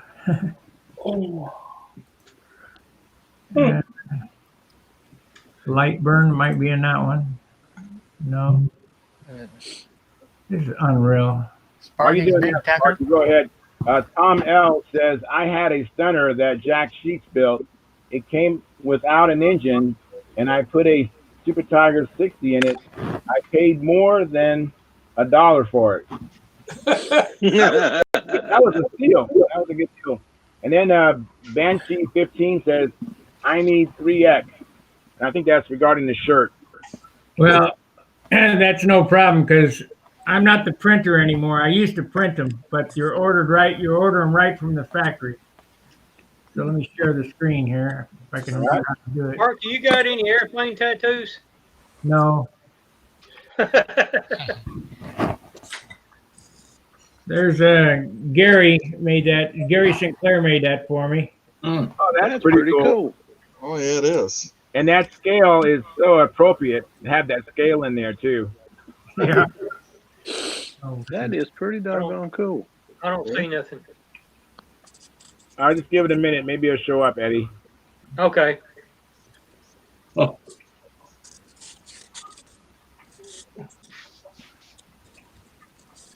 Very nice. It really is. Mm-hmm. Speaking of Gary, I've messed up your email address, Gary, and I got a couple pictures to send you, and I don't have the correct email address. So if you could either post it or you could actually, if you get on the forum, you could actually send me a PM with your regular email, so I could send you these as attachments. Okay.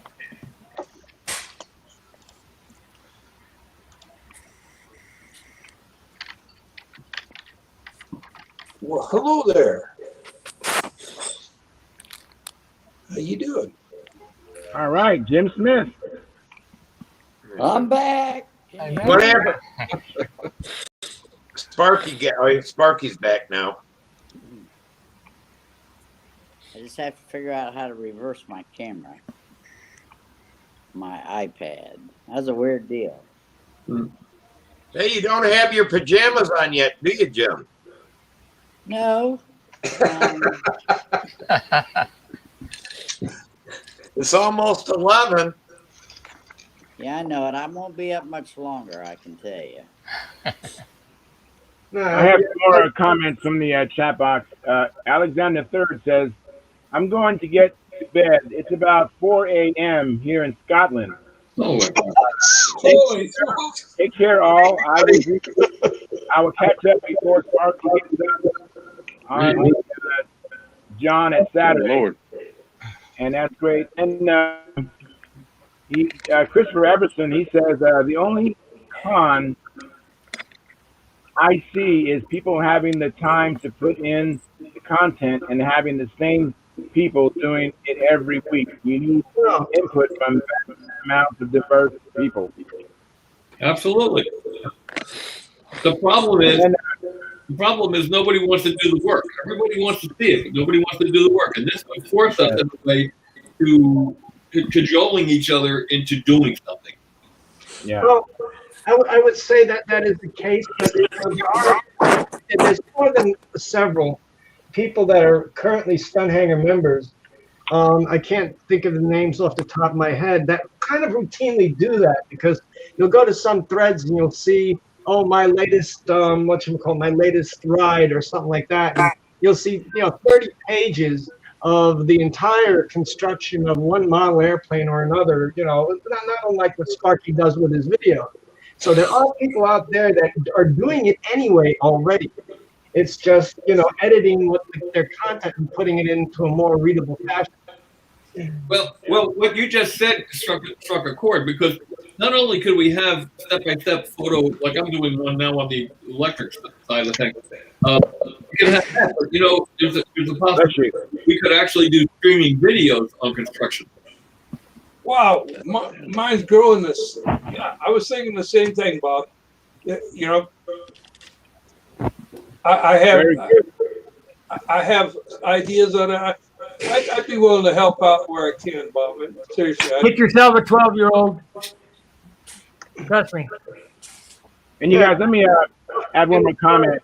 As far as we have another chat, and Tom L. He donated super chat $5. Thank you, Tom. I appreciate it immensely. And I know Sparky does too. I just pass it on to you. We're up to $20 in chat revenue, and we have one new member, and we have 12 likes out of we've had like 20. We've had let me see here. We've had as many as. Come on, guys, hit the button. Viewers. So we have 12 likes. So please smash the thumbs up button. And that'll really help us out immensely. Thank you. All right, guys, I'm off to bed to get ready to stream. Mark, I got to talk to you a minute. That's why I didn't want you to disappear. Okay, well, hurry, because I got to go. I've been hanging on for half an hour now. Hey, Bob. Well, I can't help that. But what it is that we're trying to get an order together for nitro and oil and stuff. Yeah. And I need to know how many people around this area wants the stuff, because I got to get at least a minimum of $500 order. Wow. Then we're trying to get an order together. Buy them, right? Yeah. God. Right, Dennis? I don't need nothing. Thanks for asking, though. Okay, because what it is that Klotz isn't going to go to, well, there's no Toledo show, and these other shows are not doing anymore because Klotz got sold out. And I see, you know, I was getting nitro for 35 a gallon, and it's online now for 80. Wow. So I can't get the price unless I get a big group and stuff like that for it. But, you know. Dennis and Dave and I are trying to get an order together to buy some electricity. Yeah. Yeah. All right, guys, I'm out of here. See you tomorrow. All right. Thanks, Sparky. Take care, Sparky. See you, Mark. See you. Take care, You buddy. know, Jim, you That's can what I like. order too if you want to. That's why I like my stalkers. You know, I run FAI fuel. Yeah, I like that too. Yeah. But I tell you, it's the 46s run pretty good on FAI as well. Yeah. That Most would surprise European me. will. Yeah, that surprised me. But as long as you haven't got it pre-wore out and pre-full of castor oil, it runs real good on just FAI fuel, full castor. But I'm learning to really enjoy the electrons. It's so much quicker to clean them up when I get home. Oh boy. I like how sweet they are. They're so tunable. They're just so tunable. You know. Well, and your wife, if you go out during the day and your wife's out of work or something, you go out during the day. When she gets home, she doesn't know you've been flying because she can't smell castor on your clothes. That's true. Or in the car, you know. And the neighbors can't say, well, he was out in the driveway for 4 hours cleaning up 2 airplanes. So there you go. You know, because it always. I mean, the guys ask me, how do your airplanes last so long? Well, when I go home, I clean mine up. When you come back, yours is still dripping from last time. I thought the oil preserved them. Not balsa wood. Not so good. Well, guys, I'm going to have to punch out of here. I got a lot to do tomorrow.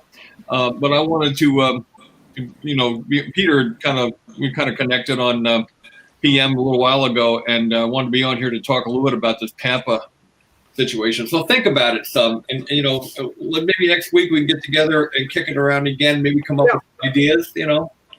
Yeah, get Davis, at least maybe one of the Pampa guys on here, so he can get a little more input on how to structure it. Because once we figure out how to structure it and launch it, and how to make an amalgam of the 2 sites, then I think it's definitely has potential. It definitely has a future.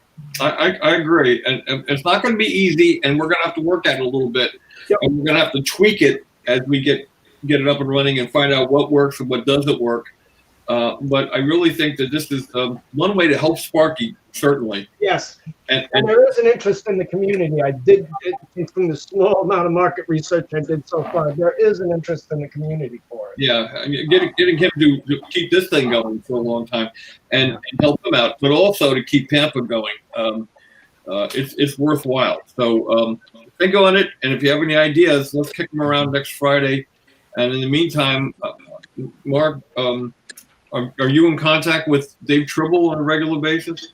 Yeah. And in fact, he's working tomorrow. But I'll let him know about the discussion and that. Because I had talked with him on the phone. When we had another conversation, I brought the subject up to him, and he said, "Well, it sounds interesting, but he couldn't commit to anything, obviously, because he had to go to the executive council and talk to them a little bit too, you know." But I don't think everybody could be opposed to this if it's something that can help both entities, you know. Oh, absolutely. Because one of the biggest drawbacks right now, because obviously Stunt News is no longer being published, and unfortunately it was not intended to be published in the most current electronic format that basically the internet is going to. The biggest issue I have with is you've got all those great Stunt News articles, magazines going back to the 1970s.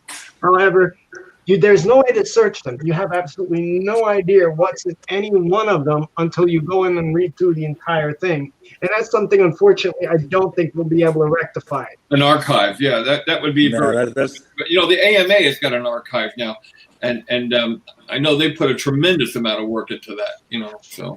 But going forward, we can't do anything about that. But going forward, we can actually really create something that is way more dynamic.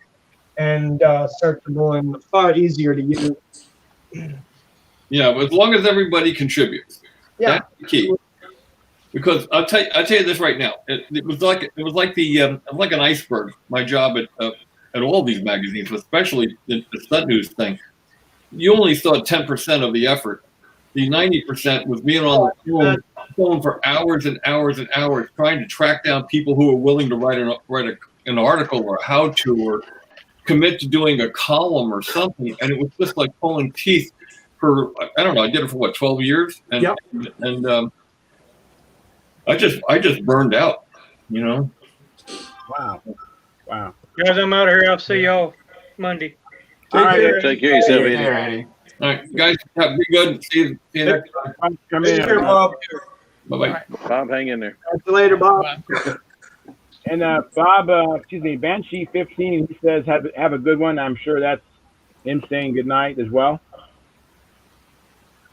Yeah, I was gonna say that if you buy like Technoplate now, it's $15 a quart. I was getting it for $6.60 a quart at Toledo. So wow. we're looking at now $60 a gallon just for oil.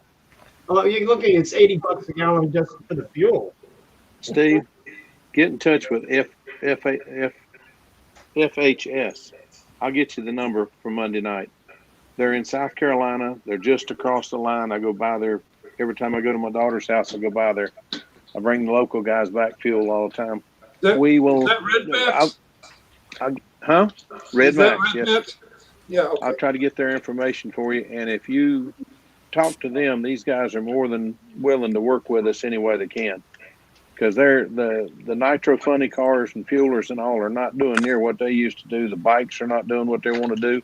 And these guys don't want to go out of business. They're going to stay in business any way they can. How far is that from me there, Philip? Aiken. How far is it from Aiken?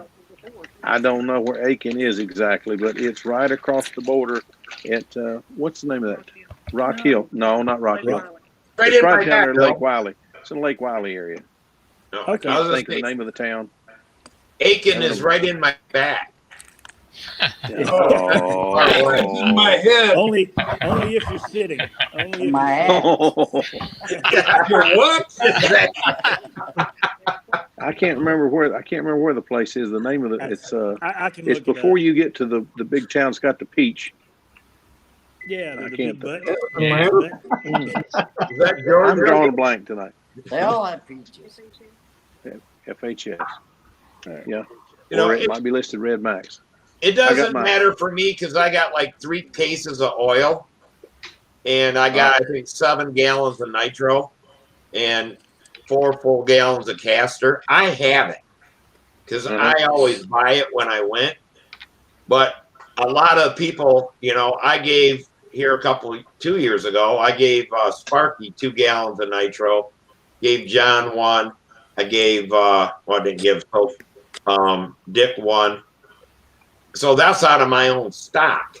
But it's like I just can't be deleting my stock. I got enough, last me for years and years. But I'm just looking out for other people and saying, hey, if you want to go in on this, I can get it at, dealer price, which should be about half of what it is online. But, I'm not going to just stock this stuff and sell it to people when they need it. No, it's kind of an explosion hazard as well as a problem. But no, if I ever had a fire in my garage, it would be bad. Well, between the bullets, the nitromethane, and some of the other stuff I ain't going to discuss, it's in my basement. If my place catches fire, go the other way quickly.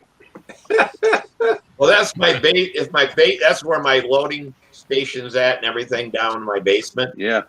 If that went up, the south side of the house would go, and if the nitro goes, that's the north side of the house. Yeah, mine's kind of in the same boat. I got the really explosive stuff near the garage door. I already got a rope around it, so if something happens, you pull up there and you throw that rope over the trailer hitch, you get the heck out of here right quick. Hey guys, keep talking this way. You're gonna end up on an FBI watch list. It's Clover, South Carolina. It's Clover, South Carolina. I'm already there, so it doesn't matter. Yeah, here comes Homeland Security. No, I'm scared. 2 gallons of nitro is enough to scare me. I've seen what that stuff can do when it burns. It's hot. It's a hot fire. It's called FHS Supply. It's in Clover, South Carolina, and it's 244 Bethel Hill Road in Clover, South Carolina, 29710. If you want the phone number, I got that. Anybody wants it? Because it's, huh? I run their fuel quite a bit. It's good fuel, but they did something at one time. They got a bad load of castor or something. It was and that about shut them down. But it did. But unlike one of the more popular brands that we bought a bunch of fuel from, and it didn't have any oil in it, and we scalded a bunch of motors. When we told FHS we thought we had a problem, they asked, "Can you bring me some or send me a sample?" I sent them a 4-ounce sample, and the oil was bad in it. And he said, he called me back and he says, "How much did you buy?" I said, "Well, between Tommy, Bill, David, myself, 22 gallons. When are you coming down this way?" I said, "Well, you want me to bring this back?" He said, No, get rid of that, but just come back down this way. I've got your order right here in my hand. Went back down there. They loaded the truck. They didn't charge me a dime. I came back home. The other company would not even. Tommy called him and sent him a sample, and he told him, basically he told Tommy that he'd rather they not run their fuel. They didn't want to be known. So I don't run Power Master anymore, and I don't care who knows it. I won't run their stuff. I gave about 8 gallons away. But we scalded 4 engines because their stuff didn't have any oil in it. And the guy that I gave it to simply put some oil in it and ran it. He said he had 2 years worth of fuel, but it just ticked me off so bad I gave it away. I used to run Red Max's diesel fuel too. That was pretty good stuff. I had a guy locally that did that. Boy, that stuff, I kept thinking it smells like kerosene. That stuff stinks. I can't smell, but I can taste. And it tasted like kerosene when he'd run those things. Well, you get through the flight, you get known as Mr. Stinky. Yeah. I tell you one thing, you flat go home with your sinuses well oiled, that's for sure. Go ahead. Oh, he froze again. He did. He was going to say something bad. That's why he froze up. Well, no, I can't. I know what he's going to say. He's going to say something about I can't smell. I can make a smell though. You got ahead of him on that one. How do you know you can? Now we're all doing ad libs for because Steve. I have a wife and 2 daughters. Okay, they could be lying to you. The boys will lie to me. The girls don't. Grandpa, you stink. Okay, I'll go take a shower. If my baby tells me I stink, I go take a shower right quick because she don't fun around. We have a new person in here. 944 Jim. Your fuel. If your camera's off and your mic's muted, I would love to see you or love to hear from you. Yay. Can you say something? It's 944 Jim. And you got a really good sale, so you should say something. Oh, he's gone. He's gone. Oh, hey, guys, fuel, right? You know, I when I was working on the Evos with Pete Bergstrom, we were playing around with E85. And beautiful. We didn't have any issues with it at all. All you had to do is crank the compression pressure up a little bit. You know, for general dorking around, I couldn't imagine running anything else. You know, the 60, the Stunt 60, all you had to do is throw the RC head on and it'd burn E85. And the oil we were using was the oil that Horizon sells to mix with gasoline. Yeah. Running at about 15%, it ran perfect. No issues at all. So, I mean, it's just one of those deals. I mean, fuel is getting crazy. You know, I mean, you know, it's, you know, just as an aside, for people that don't have the money to buy fuel, it's probably not a bad way to go.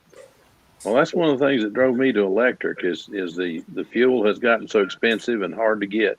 The glow plugs have gone out of sight, and I bought over $100 worth of them, and they wouldn't work.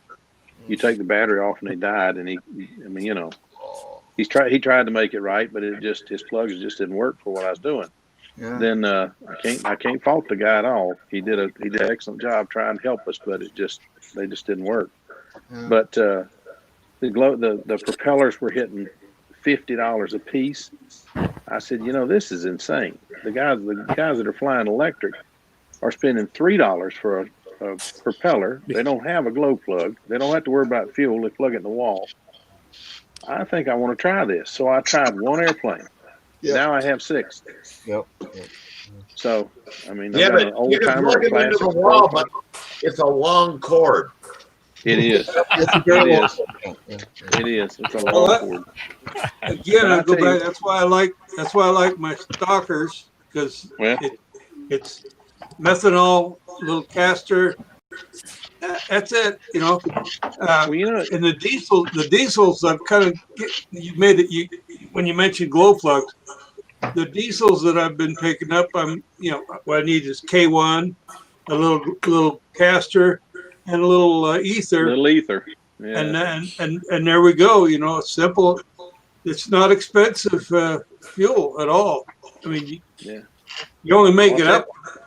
You only make it up. Are you getting your time? So. Well, I found a neat way. To get fuel. I found a neat way to get fuel with the stalkers. I have my niece's boyfriend he runs go-karts, races go-karts. Perfect. When they leave the track, whatever fuel's left in the can, they give away or throw away. I said, well, bring it to me. So I just I told him I just got to get some clots and throw in. He said, hey, I got clots, and he had gallons of it. So I got clots and I got alcohol. I got free fuel. Cool. Yeah. And I started running the electrics, and I'd really rather run the electric. Yeah. Doing good. Hey, I have another comment on the chat box. Christopher Everson says, on that note, good night, all. And then Montana Farmer says, the Evolution engines are gas. Not sure if they are in business anymore. No, they're hard to find. Oh, they're not. No, they're not. No, I don't think they are. Yeah. Now, once they finally came up with something decent, they quit making it. Yeah, once they found out they'd work. Oh, yeah. Like everything else, as soon as we find out it'll work, it's no more. I have two Eco 61 motors. One of them's mine, and the other one's a friend of mine. But I haven't used them yet. Right there's the man you need to talk to. If they're the control line engine, just give it about 10 minutes on a bench and go fly it. And what fuel should I use? Well, when we worked on it, I'm not a caster fan at all. I know you guys are going to all hate me at the moment. I think caster is something else. It's a 2 a.m. infomercial to me. Yeah. But I developed the engine with blended fuel, caster and Yukon or Klotz. It'll run on any of that. Now the way it's set up from the factory, if the air density's down, you got to play around. You can run 10 or 15% nitro, right, and it'll settle down, right. If it's cackling, put some 15 in it, right, and that's the end. That's really the idea behind it, was to try to make it simple and straightforward. That was the whole idea. Is just the one that I've been running. It's funny. I've been doing engines my whole life. I worked 45 years for Ford Motor Company in engine engineering. I love engines, right? And the one I've been running, it killed me because I've never run an engine without taking it apart and cleaning it first. Pete sent me this motor, and I looked at it as, I took it outside and ran it through the airplane, and it runs. It's no problem, right? And I've been running it that way ever since. I never took it apart, right? It was designed to be docile. It's got very mild port timing on the crankshaft, right? To me, the crankshaft's the heart of being able to run good vol F at low speed, right? You got to trap in the crankcase, or it don't get into the cylinder. And so it's the RC engine had about 198 degrees of crank. That one's got 183. Now the port timing on the intake, or on the two main transfers and the exhaust, are straight out of the RC engine. Like I said, I worked at Ford for a long time, and one thing you got to remember about doing something on a production basis is any tool change is really expensive, right? Right. So what we had to do is figure out a way to take stuff they had and turn it into something that had the right time angle areas and stuff for a stunt engine. So that's why the boost port's closed off. The boost port's closed off because it doesn't need that much intake timing. So the two main transfers are cut exactly the same as the RC. The exhaust is cut exactly the same as the RC. The crank is unique. The case is unique in that we plug the transfer. The compression ratio is lowered. We opened up the head, right? Okay.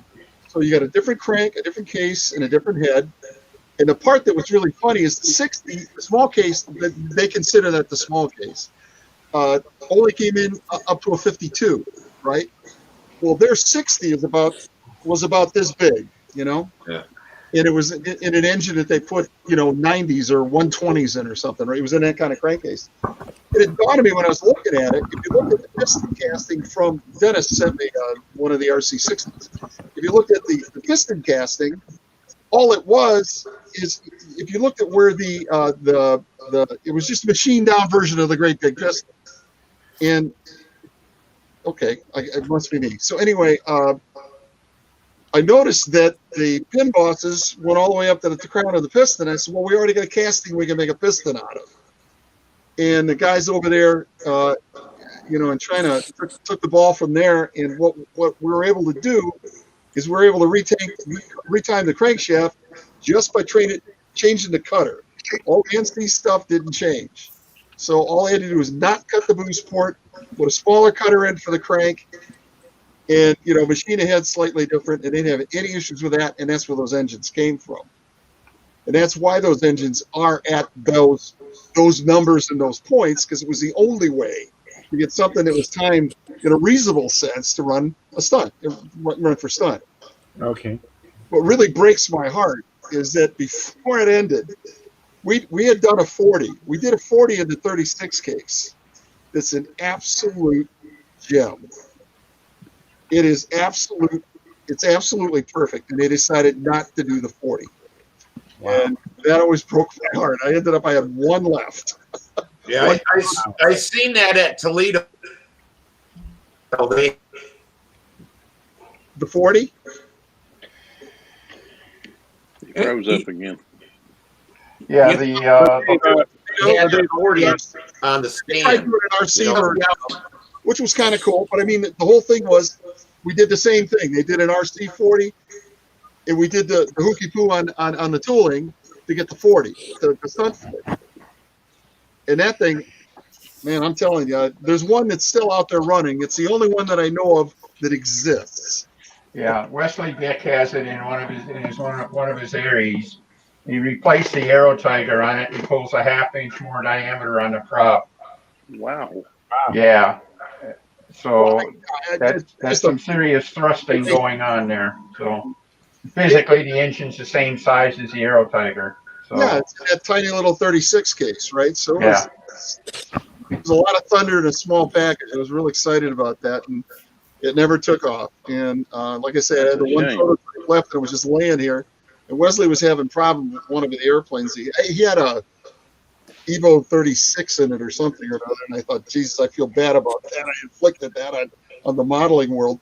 So I said, hey, Wes, here's something you can use. You don't want it, give it back, but because it's the only one there is on the planet. Wow, nice. So anyway, one, Dave, would I just use all synthetic? I've been told to run it with all synthetic. Oh, you run it any way you'd like. It'll run on anything you want. Okay. I like I say, I don't like Caster because I don't like cleaning my engines. I just I stopped running Caster in the early 70s when Harry Rose showed me what do you call it, Yukon. That was the end of it. I mean, I've never looked back. But I understand that people like it and they use it. I have no issues with that. I'm not going to argue that point at all. I don't use it at all. The whole point is that the engine will run on anything you put in it when it comes to oil. All right. You don't need a lot of oil. I run it down to like 12 or 14% just because I wanted to see if I could break it. And I don't have any problems with it, right? So the one thing I think people don't understand is when they start putting extra oil in, they start reducing the octane rating of the fuel, right? About one number for every percent you add. So what you can start adding oil and you start running into detonation problems. You have to start lifting ahead, right? And that's okay, right? Because you get other advantages by running a lot of oil through it.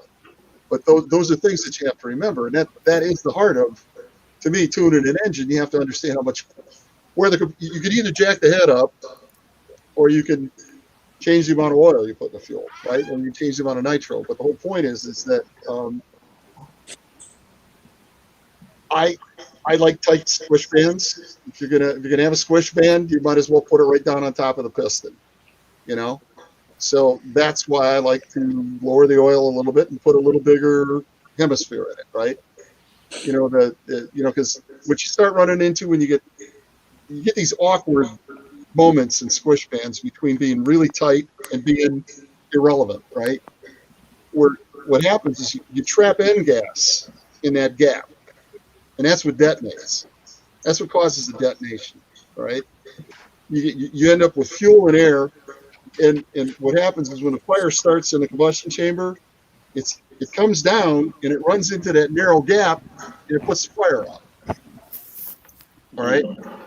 Right? So that's the problem. That's why you either got to get the head way the hell up, put a big angle on the squish band, or drop it right down on top of the piston. Take your pick, whatever. I like the tight fit because I like the compact combustion chamber because it burns real fast and it burns everything that's in it. It's more powerful too, right? It's what? It's more powerful. Higher compression makes more power. Well, the whole thing about power depends on what the detonation limit of the engine is. I mean, you can increase compression ratio until no matter what happens, you get detonation and the BMEP, the pressure that makes torque and power, doesn't go up anymore because you're limited by the combustion system, right? So that's, I'm a big fan of making the combustion. I have a number that I use where I put the glow plug above the crown of the piston. All right, that's as close to timing as you've got, right? Okay. Fire's going to start at the plug, and it's going to start expanding, and as soon as it hits metal, the fire goes out. Right, so you got to remember because it cools the burn down, right? Okay. So you have to try to, like a hemisphere. The reason the combustion chamber is good is it's a hemisphere. Right? Mm-hmm. If you start a fire in the middle of the hemisphere, you'll burn everything before you touch the wall. Right. Right. So that's what you're trying to do. I was really fortunate. I got to work with a lot of people that travel around, but we got to work with the Cosworth guys for a while, and Henry Westlake actually, and he had this saying. He says, "There's three things you need to get right in a combustion chamber: the plug location, and the plug location." He says that is the only thing that's important. He says everything burns good at wide open throttle. All right. The whole point is what you do with a charge that isn't homogeneous, isn't a big. I trapped a hell of a lot of air so I could burn real good. I mean, those are the challenging moments, right? Right. And that when you're trying to speed even a glow engine up and down, you run into that same problem. Anyway, I know one thing. You could put a set of his heads on them. Thank you very much. I really appreciate it because we've had so many electric conversations, and it's good to have an IC conversation once in a while. Oh, hey, I can tell you that when Dave starts speaking in tongues about combustion chambers and everything like that, I'm so happy I got him converted to electric. All right. So. I'm sorry. Oh, it's so easy. You love this. Much easier to talk to him now. This stuff. A guy who was a Choya chopper back in the early '60s. He's a guy named Jim Novak. He flew combat with a Choya chopper a long time ago, and he got a bunch of PhDs in fluid dynamics guy and stuff like that. And I had the opportunity to work with him, and combustion was fantastic, Dave. That's awesome. Yeah. I'd like to get up. I'm a glow guy myself, Dave, so I appreciate it very much. I'd like to get up for you sometimes, just talk combustion and some of the little motors, because I got a hold of a set of Westlake heads one time and put it on a race car. Uh-huh. Man, you talk about waking that sucker up. Good grief. The Gurney Westlake heads? Yeah. Yeah. Yeah, that really woke the sucker up. Everybody was talking about the Shelby heads. The Shelby heads. Forget the Shelby heads. That's a 289 hypo. You know where the big secrets of Westlake head was? I'd have no idea. Chevy exhaust port in it. Don't what? It had a Don't Chevy what? exhaust port in it. That's serious. That's dead serious. Well, I tell you what, it would sure run. I started in '71. I worked at a flow lab. One of the first things I did was run air through a Westlake head. That's Lord. Yeah. Well, we had a lot of fun with playing with a lot of them. I ran Mopars for years, Hemis particularly. So I loved hearing you talk about the hemispherical because I know that jargon. But I tell you what, they here comes the plane again. I tell you what, those old I'm playing now with a 2.3 Ford EcoBoost motor. Going to think about putting it in a street rod. Thinking about putting it in the street rod, and I think that's going to be the way to go.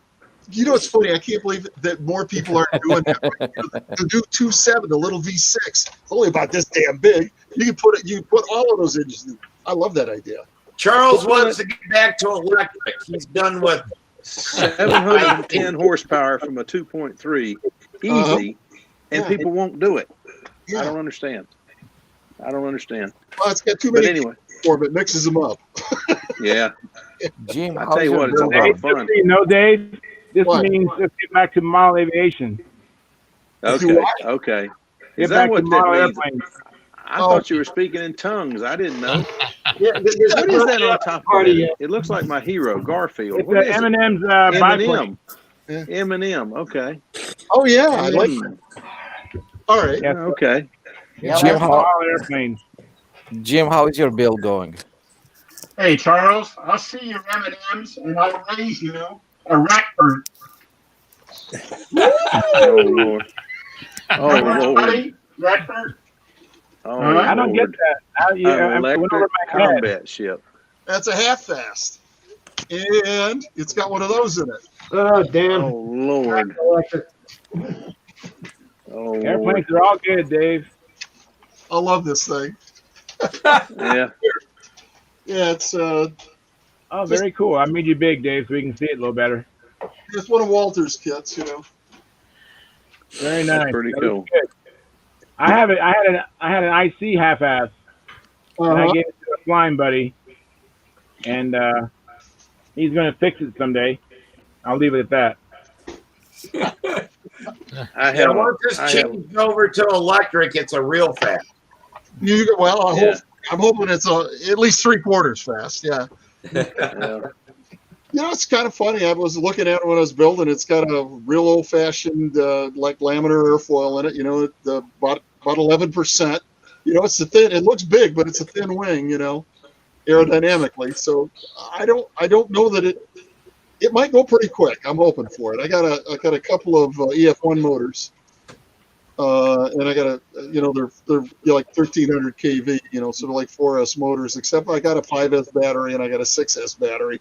So we're going to find out where the smoke level comes out, you know. But you know, how fast that damn thing can go. You know? I got news. You don't out. want to find the smoke. When you find the smoke, the magic's gone. The magic's gotten out. No, but Magic has left the building. For $1.30 when the smoke comes out, I'm gonna be a happy man. That's all I care about. Lord. Yeah. Oh, he'll fit right in. Hi, Robert. You got to come back more often because you fit right in. Well, I'm glad to hear that. Thank you. Can you imagine what it must be like when all the brothers are together? Oh my god! Oh my gosh! Yeah. Oh my gosh!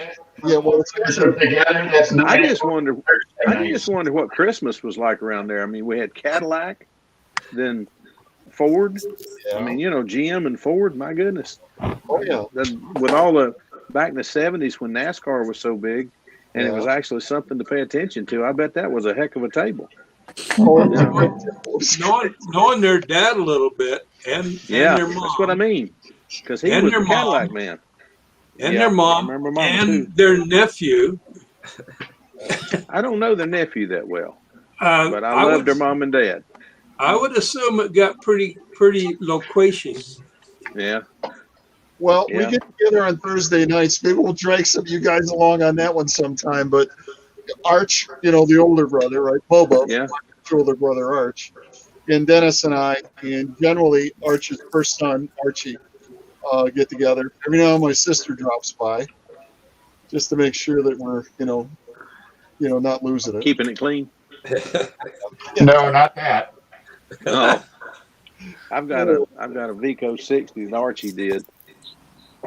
Hey, I've got a Vico 60 that Archie did, and that son of a gun will pull like any Tiger I've ever had. That's cool. That is a pulling son of a gun. It's heavy, but it will pull. That's something else. Vigo was a nice layout. I played with the 50s for a while because they were a little smaller. I got one of the Ring 50s. And it runs nice, but it's Well, I was looking for something a little heavier to go in the front of an airplane that just I don't like putting a bunch of lead up there. If I'm gonna have to, if I need nose weight, let's just use a bigger motor. So he said, your dad says, I got one for you. Yep. So he sent that to Archie, and I don't know what he did to it. I've never opened it up, and I'm not going to. It runs good. I'm not messing with it. But I put it on the front of that plane. I had no more problem with power or with nose weight. That is one heavy bugger. But it does what it's supposed to do. You want heavy? I've got heavy. No, this thing's heavy enough. I had a Bearcat, and it was just, I've got a Bearcat, and then it had a big long tail and this little short nose, and I just don't like having a chunk of lead on the front of something like that. It just don't look right. But everybody looks at that motor and says, "Well, be working, right?" Yeah. It's fun to go to a contest though, and everybody looks at that motor and says, "What in the heck is that? What's a Vico 60?" There it is. That's it. So I heard that was a good motor. I heard it's just like the Super Tigers, wasn't it? Like the American Super Tiger with Vico 60. It's a good motor, but it's real good after the Adamisons get through with it, because I'm sure Dad had a hand in it somewhere. But I know he made the muffler for it. But Big Art, he said, I've got you a motor. Just hang on. I'll get it to you in a week or two, and it'll work. And by golly, it did. He told me how to break it in, and I figured it's a 50-year-old motor. It don't need breaking in. This one did. But it still runs great. But it does get a little messy. It likes castor, and it makes a lot of smoke. But it's a lot of fun. Yeah. It's a lot of fun. I don't know. Them were good times. We're losing too many of the good people. Doggone. Oh. The bad thing is, guys, when we look around, where are the young guys in this stuff? There's just not many younger people in it anymore. Samantha. No. But there just aren't many young people.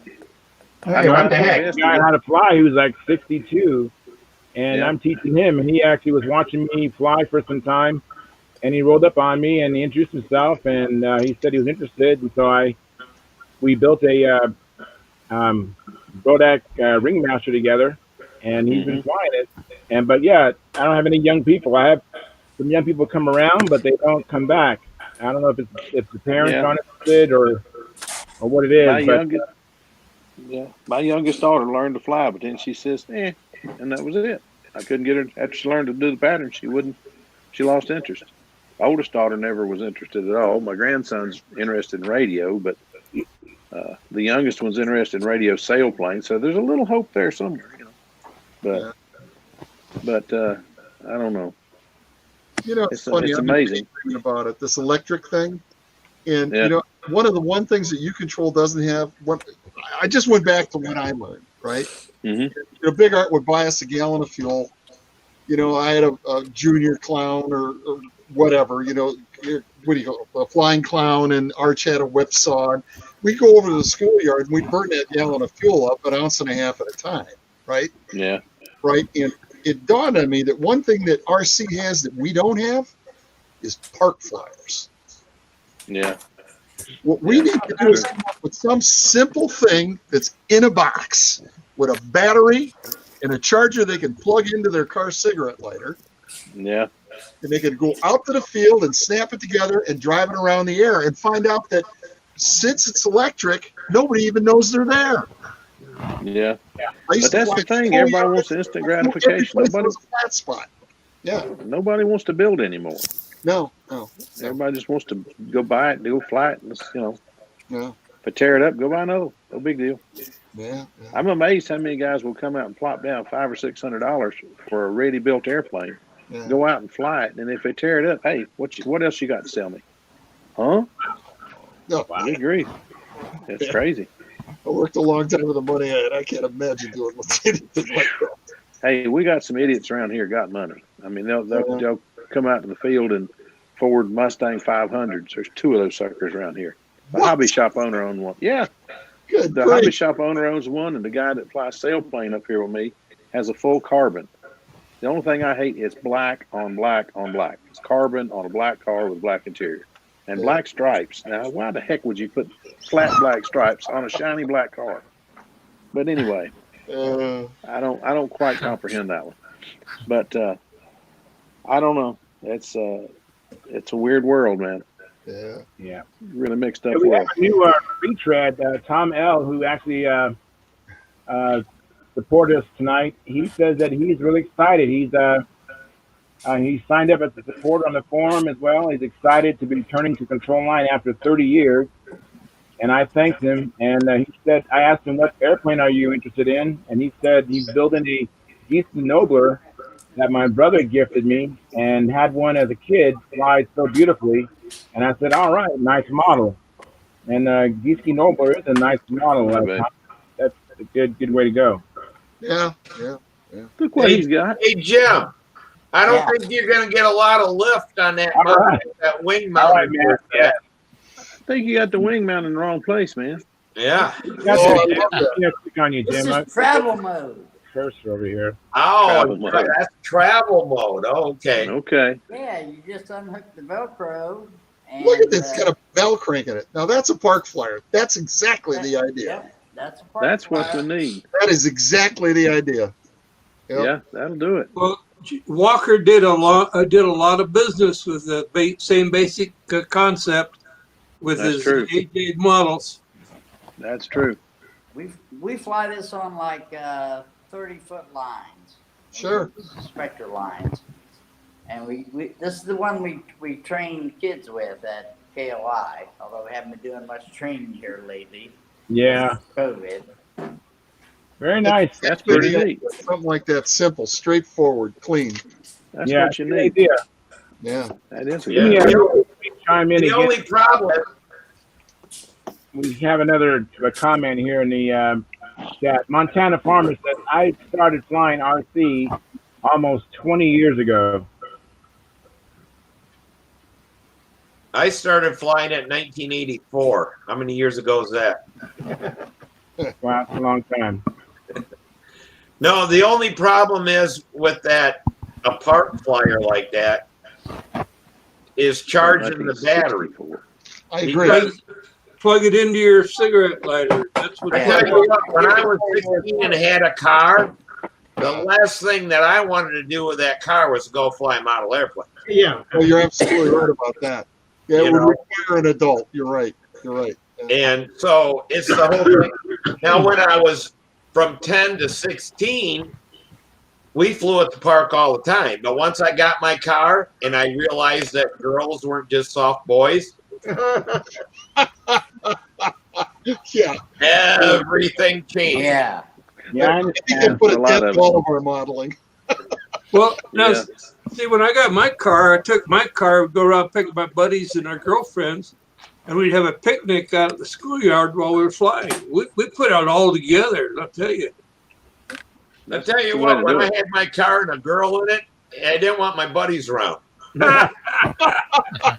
Didn't want to share, did you? I knew that was coming. I don't know why, but I knew that was coming. All I know is my brother took one of my stunt planes with my brother Dave here. Took one of my stunt planes with him once when he went to the Chevy dealer. He put the airplane in the car. So the dealer asked him, he says, "What would you have done if the airplane didn't fit? Would you have bought the car?" He said, "No." That's right. That's it. So he hadn't discovered the soft. He hadn't quite yet discovered the soft boys, I don't think. But anyway. I tell you, when I bought my Mazda, I told the guy that I took my plane with me, and I said, I just told him right up front, if it doesn't fit, I'm not buying it. That's it. Exactly. If I can't put my airplane in, I don't need it, right? Hello, you know? That's right. That's how I use my vehicle, too. Yeah. You know, Tom L. on the chat box, he says that, whoa, I have a gallon of 15% fuel with a $30 price tag. I just checked out, and the same fuel is $110 now. What's going on? Yeah, no, something's wrong there. It depends on where you get it. I was at the hobby shop a couple weeks ago, and I couldn't believe Cool Power for 10% was over $30 a gallon. Yeah, I saw that too. It's been 27 last 2 years, now it's 32. Yeah, that's nuts. That's nuts. I won't run 32. Hey guys, I just got in a bunch. Run Cool Power. I just got in a bunch of SIG fuel a while back, and it was about $35 a gallon Canadian for 15% or 10%, I guess it was. Yeah. Wow. So Jim. that's what $8 Jim. $29 American gallon of SIG. Jim, I want to ask you, how's your build going? Well, that's why I came out here in the garage. All right. Let me make you big, Jim. Big Jim Smith. Let me toggle my camera. Okay. Before I haven't really done much of anything praying, but I did get my garage painted, and even though you can't really tell it, I actually have my 2 building tables set up. Got my Comet that had a little accident. I tried to fly it the other day and had a little bell crank issue and bounced about 5 times on the ground. Oh. And but believe it or not, the only damage it took, other than a few scrapes, this is a foam airplane, is it knocked the aileron off. So I got to fix that so I can try it again. And I've just been trying to get organized. It's hard to believe, but this actually looks immensely better than it looked about a week ago, because I don't get to spend a lot of time here. But this is where I'll be doing the work. And I've got my molds there, my plugs for the sharks. There's that little foam ARF. The only thing about the ARFs, you can get them in just about any size. I converted a little bitty Mustang, the indoor gym flyer. It's only got about a 12-inch wing, and it actually flew really good. I hooked it up where the ailerons were flat, upside down, and all that. But I've managed to get all my tools up against the wall, out of the way, in the middle of the garage. I've got my shelves up, and I still got a ton more work to do. And then, of course, I got my new tracer here. Oh, very nice. Yeah. It is nice. What I love is in Florida, they put their washer and dryer in the garage. Yeah. Yeah. Yeah. And I love that. Yeah. You know, here, you'd have a big block of ice in the bottom of your washer. Yeah, right. And then over here, I got all my water softener and my water. I just put in a new hot water. I switched it out from gas to electric because, much like my airplane fuel, LP gas is getting expensive as hell. Hey, Jim, why didn't you put in a cold water heater? Yeah, right. But hey, let me tell you, it's cold outside right now. You notice the jacket I was wearing. This is my, I'm getting ready to start on this. This is my Pat Johnson Mustang. And I've got all kind of cool stuff for it. I got some fancy wheels. Oh, nice. I just ordered molded wings. I got some Max's wheels today, Jim. Oh, did you? Thank you. Yeah, I got the biggest ones they had. Nice. I also got a, I can find it here, wrong side of the camera. This is a True Turn P51 spinner, super lightweight. Nice. Yeah, beautiful. I got some graphics down in the box. Is that a profile or built up? That's a profile. Well, how about that? And I got the plans and stuff in there for it. What's that orange wing laying there beside you? This one? Yeah. Well, it's not really a wing; it's a plug. Oh, okay. The tracer is going through a few version changes here. Eventually, it's either going to get this wing, which is a shark wing, or I also have the fuselage plugs over here. Okay. Over here, underneath this. Well, you guys are getting serious. Oh man, you don't know the half of it. These are the it's the stabbing elevator for a shark. Again, they're plugged. They just need to get finished and sealed up, primered, and cleaned the hell out of them. You gonna start building sharks? No, I'm not building a shark. But this is a shark mold, which can be modified. It's actually going to. I'm going to be doing a Spitfire out of mine because I have I have got the Yashinko mold for the. Already got a plug for the GB wing. Oh yeah. And that one has full. It looks just like the other one, but it has full elliptical tips. And those are those fancy Max wheels. Those are sweet, man. Aluminum. I have a couple sets of those. I'm looking forward to trying mine out. I'll do it shortly. Yeah, well, get ready for your landing rollout to be longer than you're ready for. Nice. Yeah, no doubt. That's all right. I like those. That's why I have well, you can't see it, but I have a relatively short tail wheel. I like to land on the mains. The second version, me too. I have a tracer wing that my brother crashed because of the Igor timer not having a warning system. If you're doing a test flight at 2 minutes, it just shuts off. Yeah. No lights, no speeding up. That's the only thing I don't like about that. Nothing. But the second one, I'll change the former shape a little bit, make it a little more rounded. On the cowl, we're going to bring it down a little bit so that we have a little smoother transition, and we got more to get up. It has a cowl. The bottom will pretty much stay the same.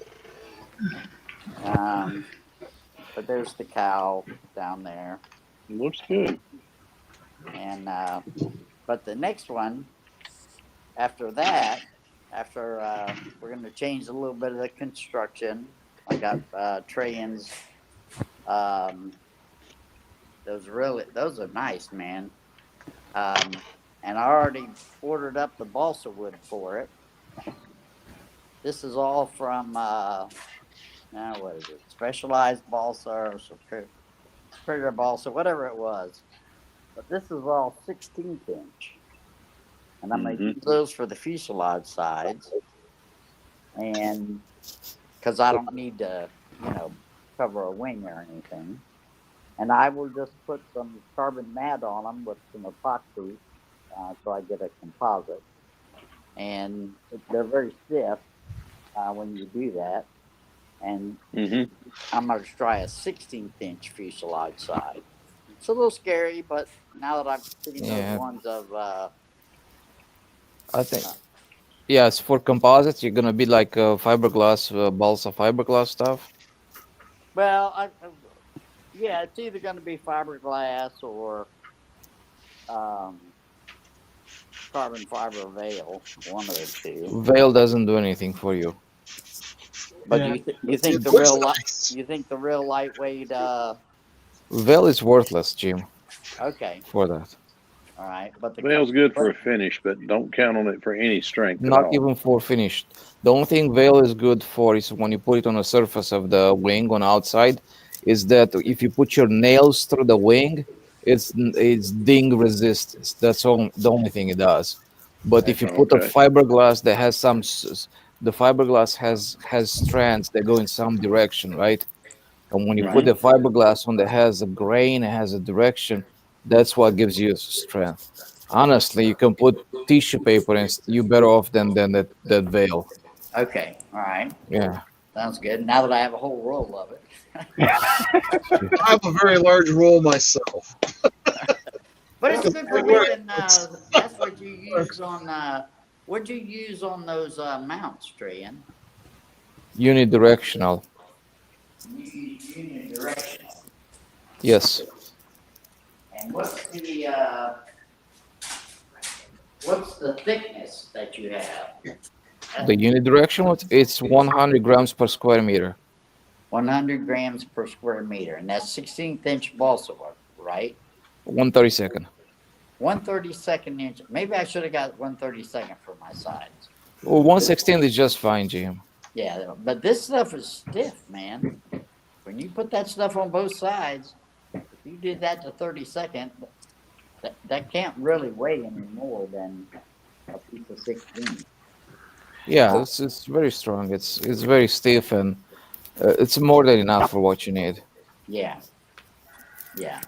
I mean, if it'll hold a battery, it'll keep your fuselage sides together. So anyway, I wanted to get my iPad figured out. I ain't quite got it 100% figured out, but I got it a little bit better figured out. Mm-hmm. So, and tomorrow morning I'm getting up and, doing more arranging out here and getting everything cleaned off, and so I can actually work on my model some this weekend. Yeah. Well, it's kind of nice So- that when you're doing your laundry, you can just go over and work on your airplane. Oh yeah, I can put this out here, watch Sling TV. I got a big jam box over there. It'll play music for me or listen to a podcast or whatever. So Very cool. Yeah. Well, don't laugh too hard at the washer and dryer now, because that dryer will warm that shop up. So Jim, what's the master plan? You want to make the obviously you have the molds. You're gonna make the parts, but how are you gonna join the two halves? Whoa. Well, they're gonna be.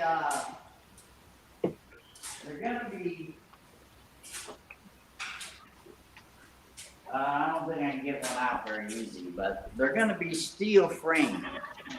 And the way the Yashinkos do it is they drill through each of the frames, they mark them, and they have a metal pin that goes up.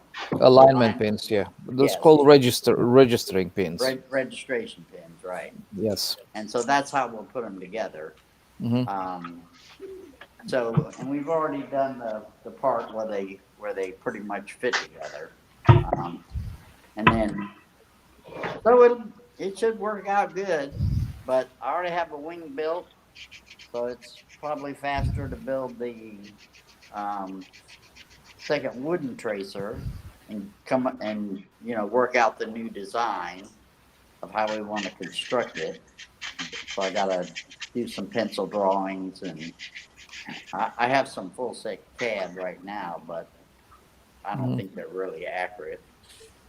So I'll start over there and get somebody to do the plans for me on a CAD machine, so I have both. John Miller, he just called your name out. Oh. Yeah, I know John can do that, and Peter can do that. There's a whole host of people that do that. Did you ever get that shark nose built? No. I've been too busy at work, I'll be honest with you. I mean, it's ridiculous right now. I just can't. It's like, when's the slow season start? Yeah, I remember those days. It's when you own your own business, you work when you gotta work. So by definition, yep. So that's kind of how that goes. But yeah, I always thought owning your own business is the way to do it because then you get to choose your own hours. Yeah, right. yeah, that's Yeah, all 24 of them. hours a day. It I takes was gonna say, you count them all, right? Yeah. Yeah. That Boy, is did I cool. get a awakening. Oh yeah, that's a fact. I was Now, so happy. eventually, if you get big enough in your own business, then you can find people that you really trust. I mean, it's all about the people that work Jim, with. that's a big if these days. Yeah, it is a big if, but they're out there. You just gotta, it's a brutal process trying to sort through some of them. But I usually try to hire people that I already know. Yeah. I Um, tell you what, it's kind of like buying a boat. Everybody says the happiest 2 days in a boat owner's life's a day he buys it and the day he sells it. yeah. Well, happiest 2 days in a business. Happiest 2 days in a business is the day that you start the business and the day you sell that sucker. That's a fact. That's a fact. Talk about a load off your mind. Oh yeah. Well, if I ever get out of this thing, which I'm gonna do sooner or later, because I want to. We've got the whole Smith Brothers stunt thing, and I've got a couple different things that I'd like to get marketed out there. Do you guys, Charles? Do you or Phil? Do you discharge your batteries every time when you come home? Bring them back to storage charge. My planes, both of them, bring it right down to a storage charge. But yes, I do check them as soon as I get home. Yes, but let's say you go to the field and you charge the battery and you didn't get to fly it. Then I kill it as soon as I get home, or within a day. How do you kill it? I put it back on my charger and just put it to storage charge, and it kills it down. Okay, it takes forever. Oh, it does. It does.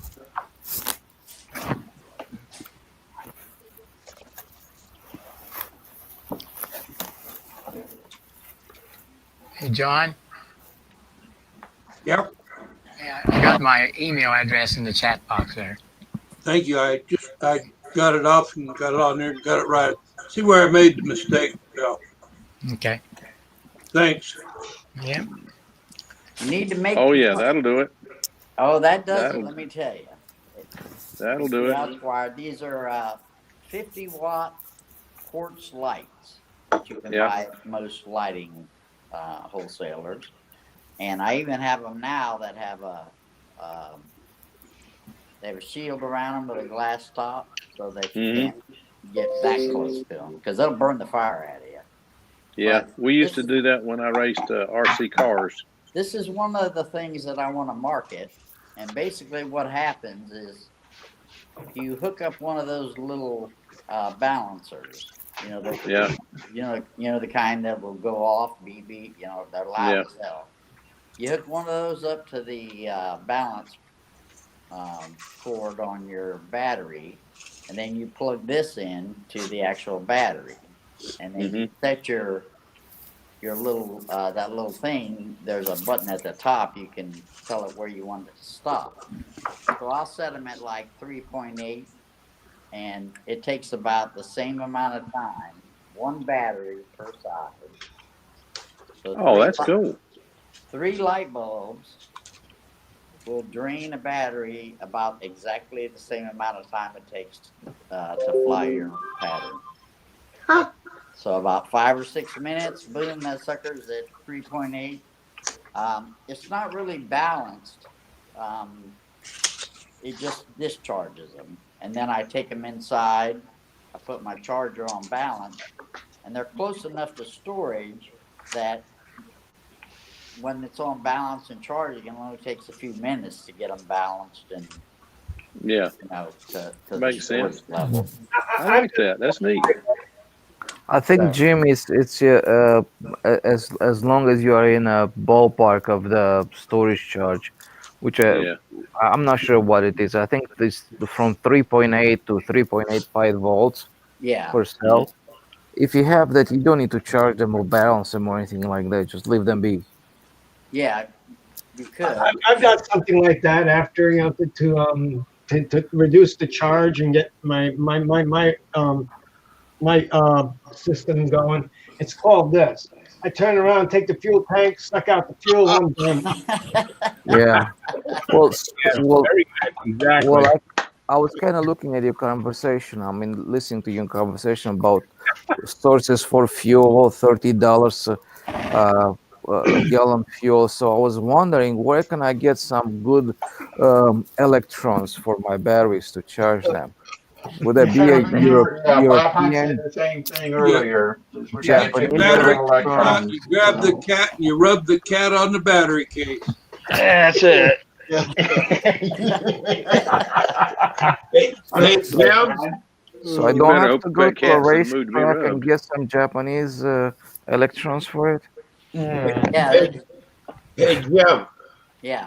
This reactor. Yeah. Yeah, please. Charger from battery off of your lipos. Yeah, but it only has like a 0.1 amp discharge. So you can use this to, you can put it in. I'm losing you, Steve.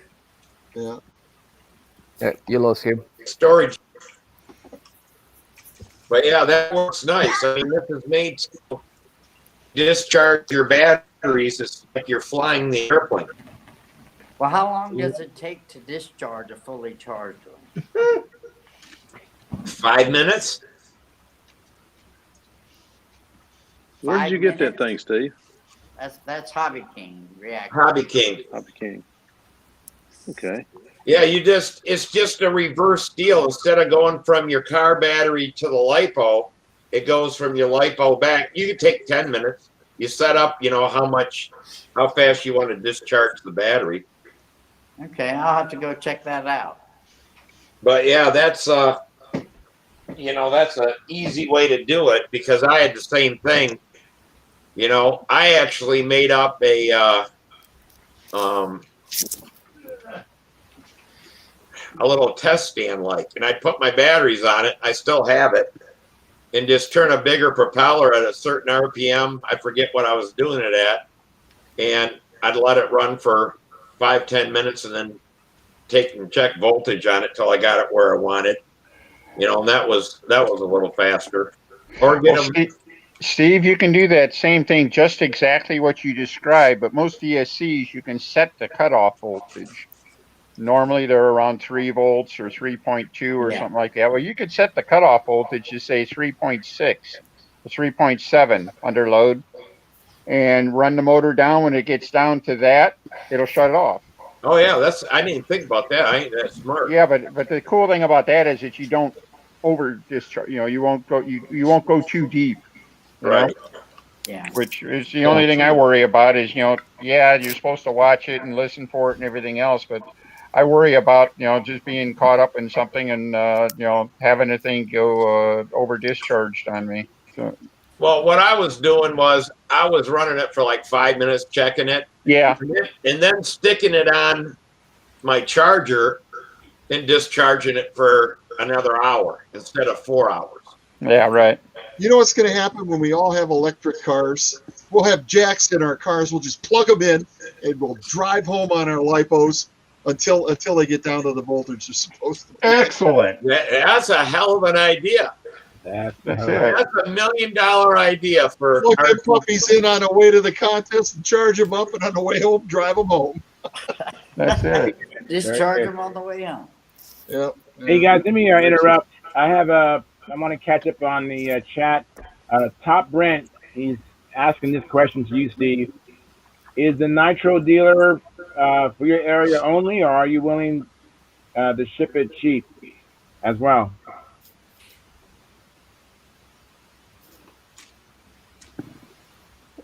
That was for, I think, Steve, I think that question is for you. It would be whatever shipping was. I mean, that's why I was checking people around me, like you, Dennis, stuff like that are only a couple hours away, and we see each other every year. I don't mind putting out the $500 and holding it till you get your stuff. That's not a big deal, but it's just getting it to people. Yeah. Now the other idea, and I'm going to call, the place there in Mocha, not Mocha, Oh, who does Foxes and all that kind of stuff now? Macoa. Because they're supposed to start making fuel. And I ran this by Fox back when they were still making fuel and stuff before they closed down to make nitro oil. If you put nitro in the oil and have the mix where you want it, it can be shipped in as non-flammable because nitro is barely over it's like 2 degrees over for flammable. Flash point. For the flash point. So if you put it in the oil, it would then lower the flash point and it would no longer be considered flammable. Yeah, that makes good sense. Fox was gonna do it. I was in contact with them. And then when you get it, all you do is pour in your methanol. Oh, I love that idea. So that was my idea, and I see that Mocha is going to start making Fox fuel again, and I was going to give them a call and say, "Hey, is this possible to do that way?" But Randy Rich, I mentioned it to him, and he's like, he didn't think it was a big deal. But the shipping is what's killing the fuel thing. Yeah. And you can go to a hardware store, whatever, and get methanol. Mm-hmm. So then all you would have to do, if they had a line on the jug, fill the methanol to that level, shake it up, now you got fuel. Very good. Great idea. Guys, everybody keeps saying it's so hard to get alcohol and methanol and all. I'm going to bet you anywhere in this country you can look in the phone book. Even old Yellow Pages is still good to find somebody that sells karting supplies. Go-karts are big all over the country. Yeah. And if they sell go-karts, they sell methanol. Yeah, I have no problem getting methanol. It's just the nitro that I have a problem getting it. So well, that's California's. And my idea came from Klotz. Klotz makes what they call nitro oil. Yeah, I know. You get around that, but it's not the same kind of oil we use. Yeah. So that's where it wasn't like I came up with this idea. I just seen that and I'm like, wow, that would work in model airplanes if you bought a gallon jug or a 5-gallon jug or whatever, and then have the oil all in it, and then you just went and got your methanol, poured it in there, shook it up, now you got fuel. Yeah. One issue here, it's from a long time ago, is that the problem we used to have, it depends on the kind of oil, right? Because nitro doesn't mix with castor, right? Anything over 30%, we used to have to throw nitrobenzene in it to keep it from separating. Yeah, but okay, I've already did, because I make my own fuel. Yeah. I tried it. I made up nitro oil, and it separates. You can see it all separate. It will not mix. Once you pour in the methanol, everything mixes. Yeah, you're good. You would get it, it would look like crap. I mean, it looks funny in there. Yeah. But once you pour the methanol in, everything clears up and it unseparates and all that kind of stuff. That was the question. Thank you. Yeah. So it'll mix in because I let it set for a week and then poured in my methanol and everything's fine. And it doesn't make the castor get flakes in it. I don't know if anybody has ever had castor with flakes in it, but Hey, you guys, let me end the stream here. We can still go to the after party. But I want to first, before I close the stream, I want to let you guys know and let everybody else know that tomorrow morning, around 10 o'clock Eastern Standard Time, Sparky and John Jordan and Dan Winship are going to have a demo on how to make bell crank, landing gear, and other things with carbon fiber, I believe. And if you probably want to see that live, so if you have any questions, you can have Dan Winship explain everything to you there. So I'd want to just plug that. I also want to give a shout out to those people who gave us super chat and our new member. Appreciate you guys very much. And we have 17 likes. If you haven't given the thumbs up, please go ahead and give us the thumbs up. And we'll be back again next Monday, same bat time, same bat channel. And you want to become a member of the Stunthangar forum so you can come into the after party, which is going to start after the stream. And sometimes the after party is better than the actual streamed part of the portion. Streamed portion of the Anyways, with that, good night, y'all.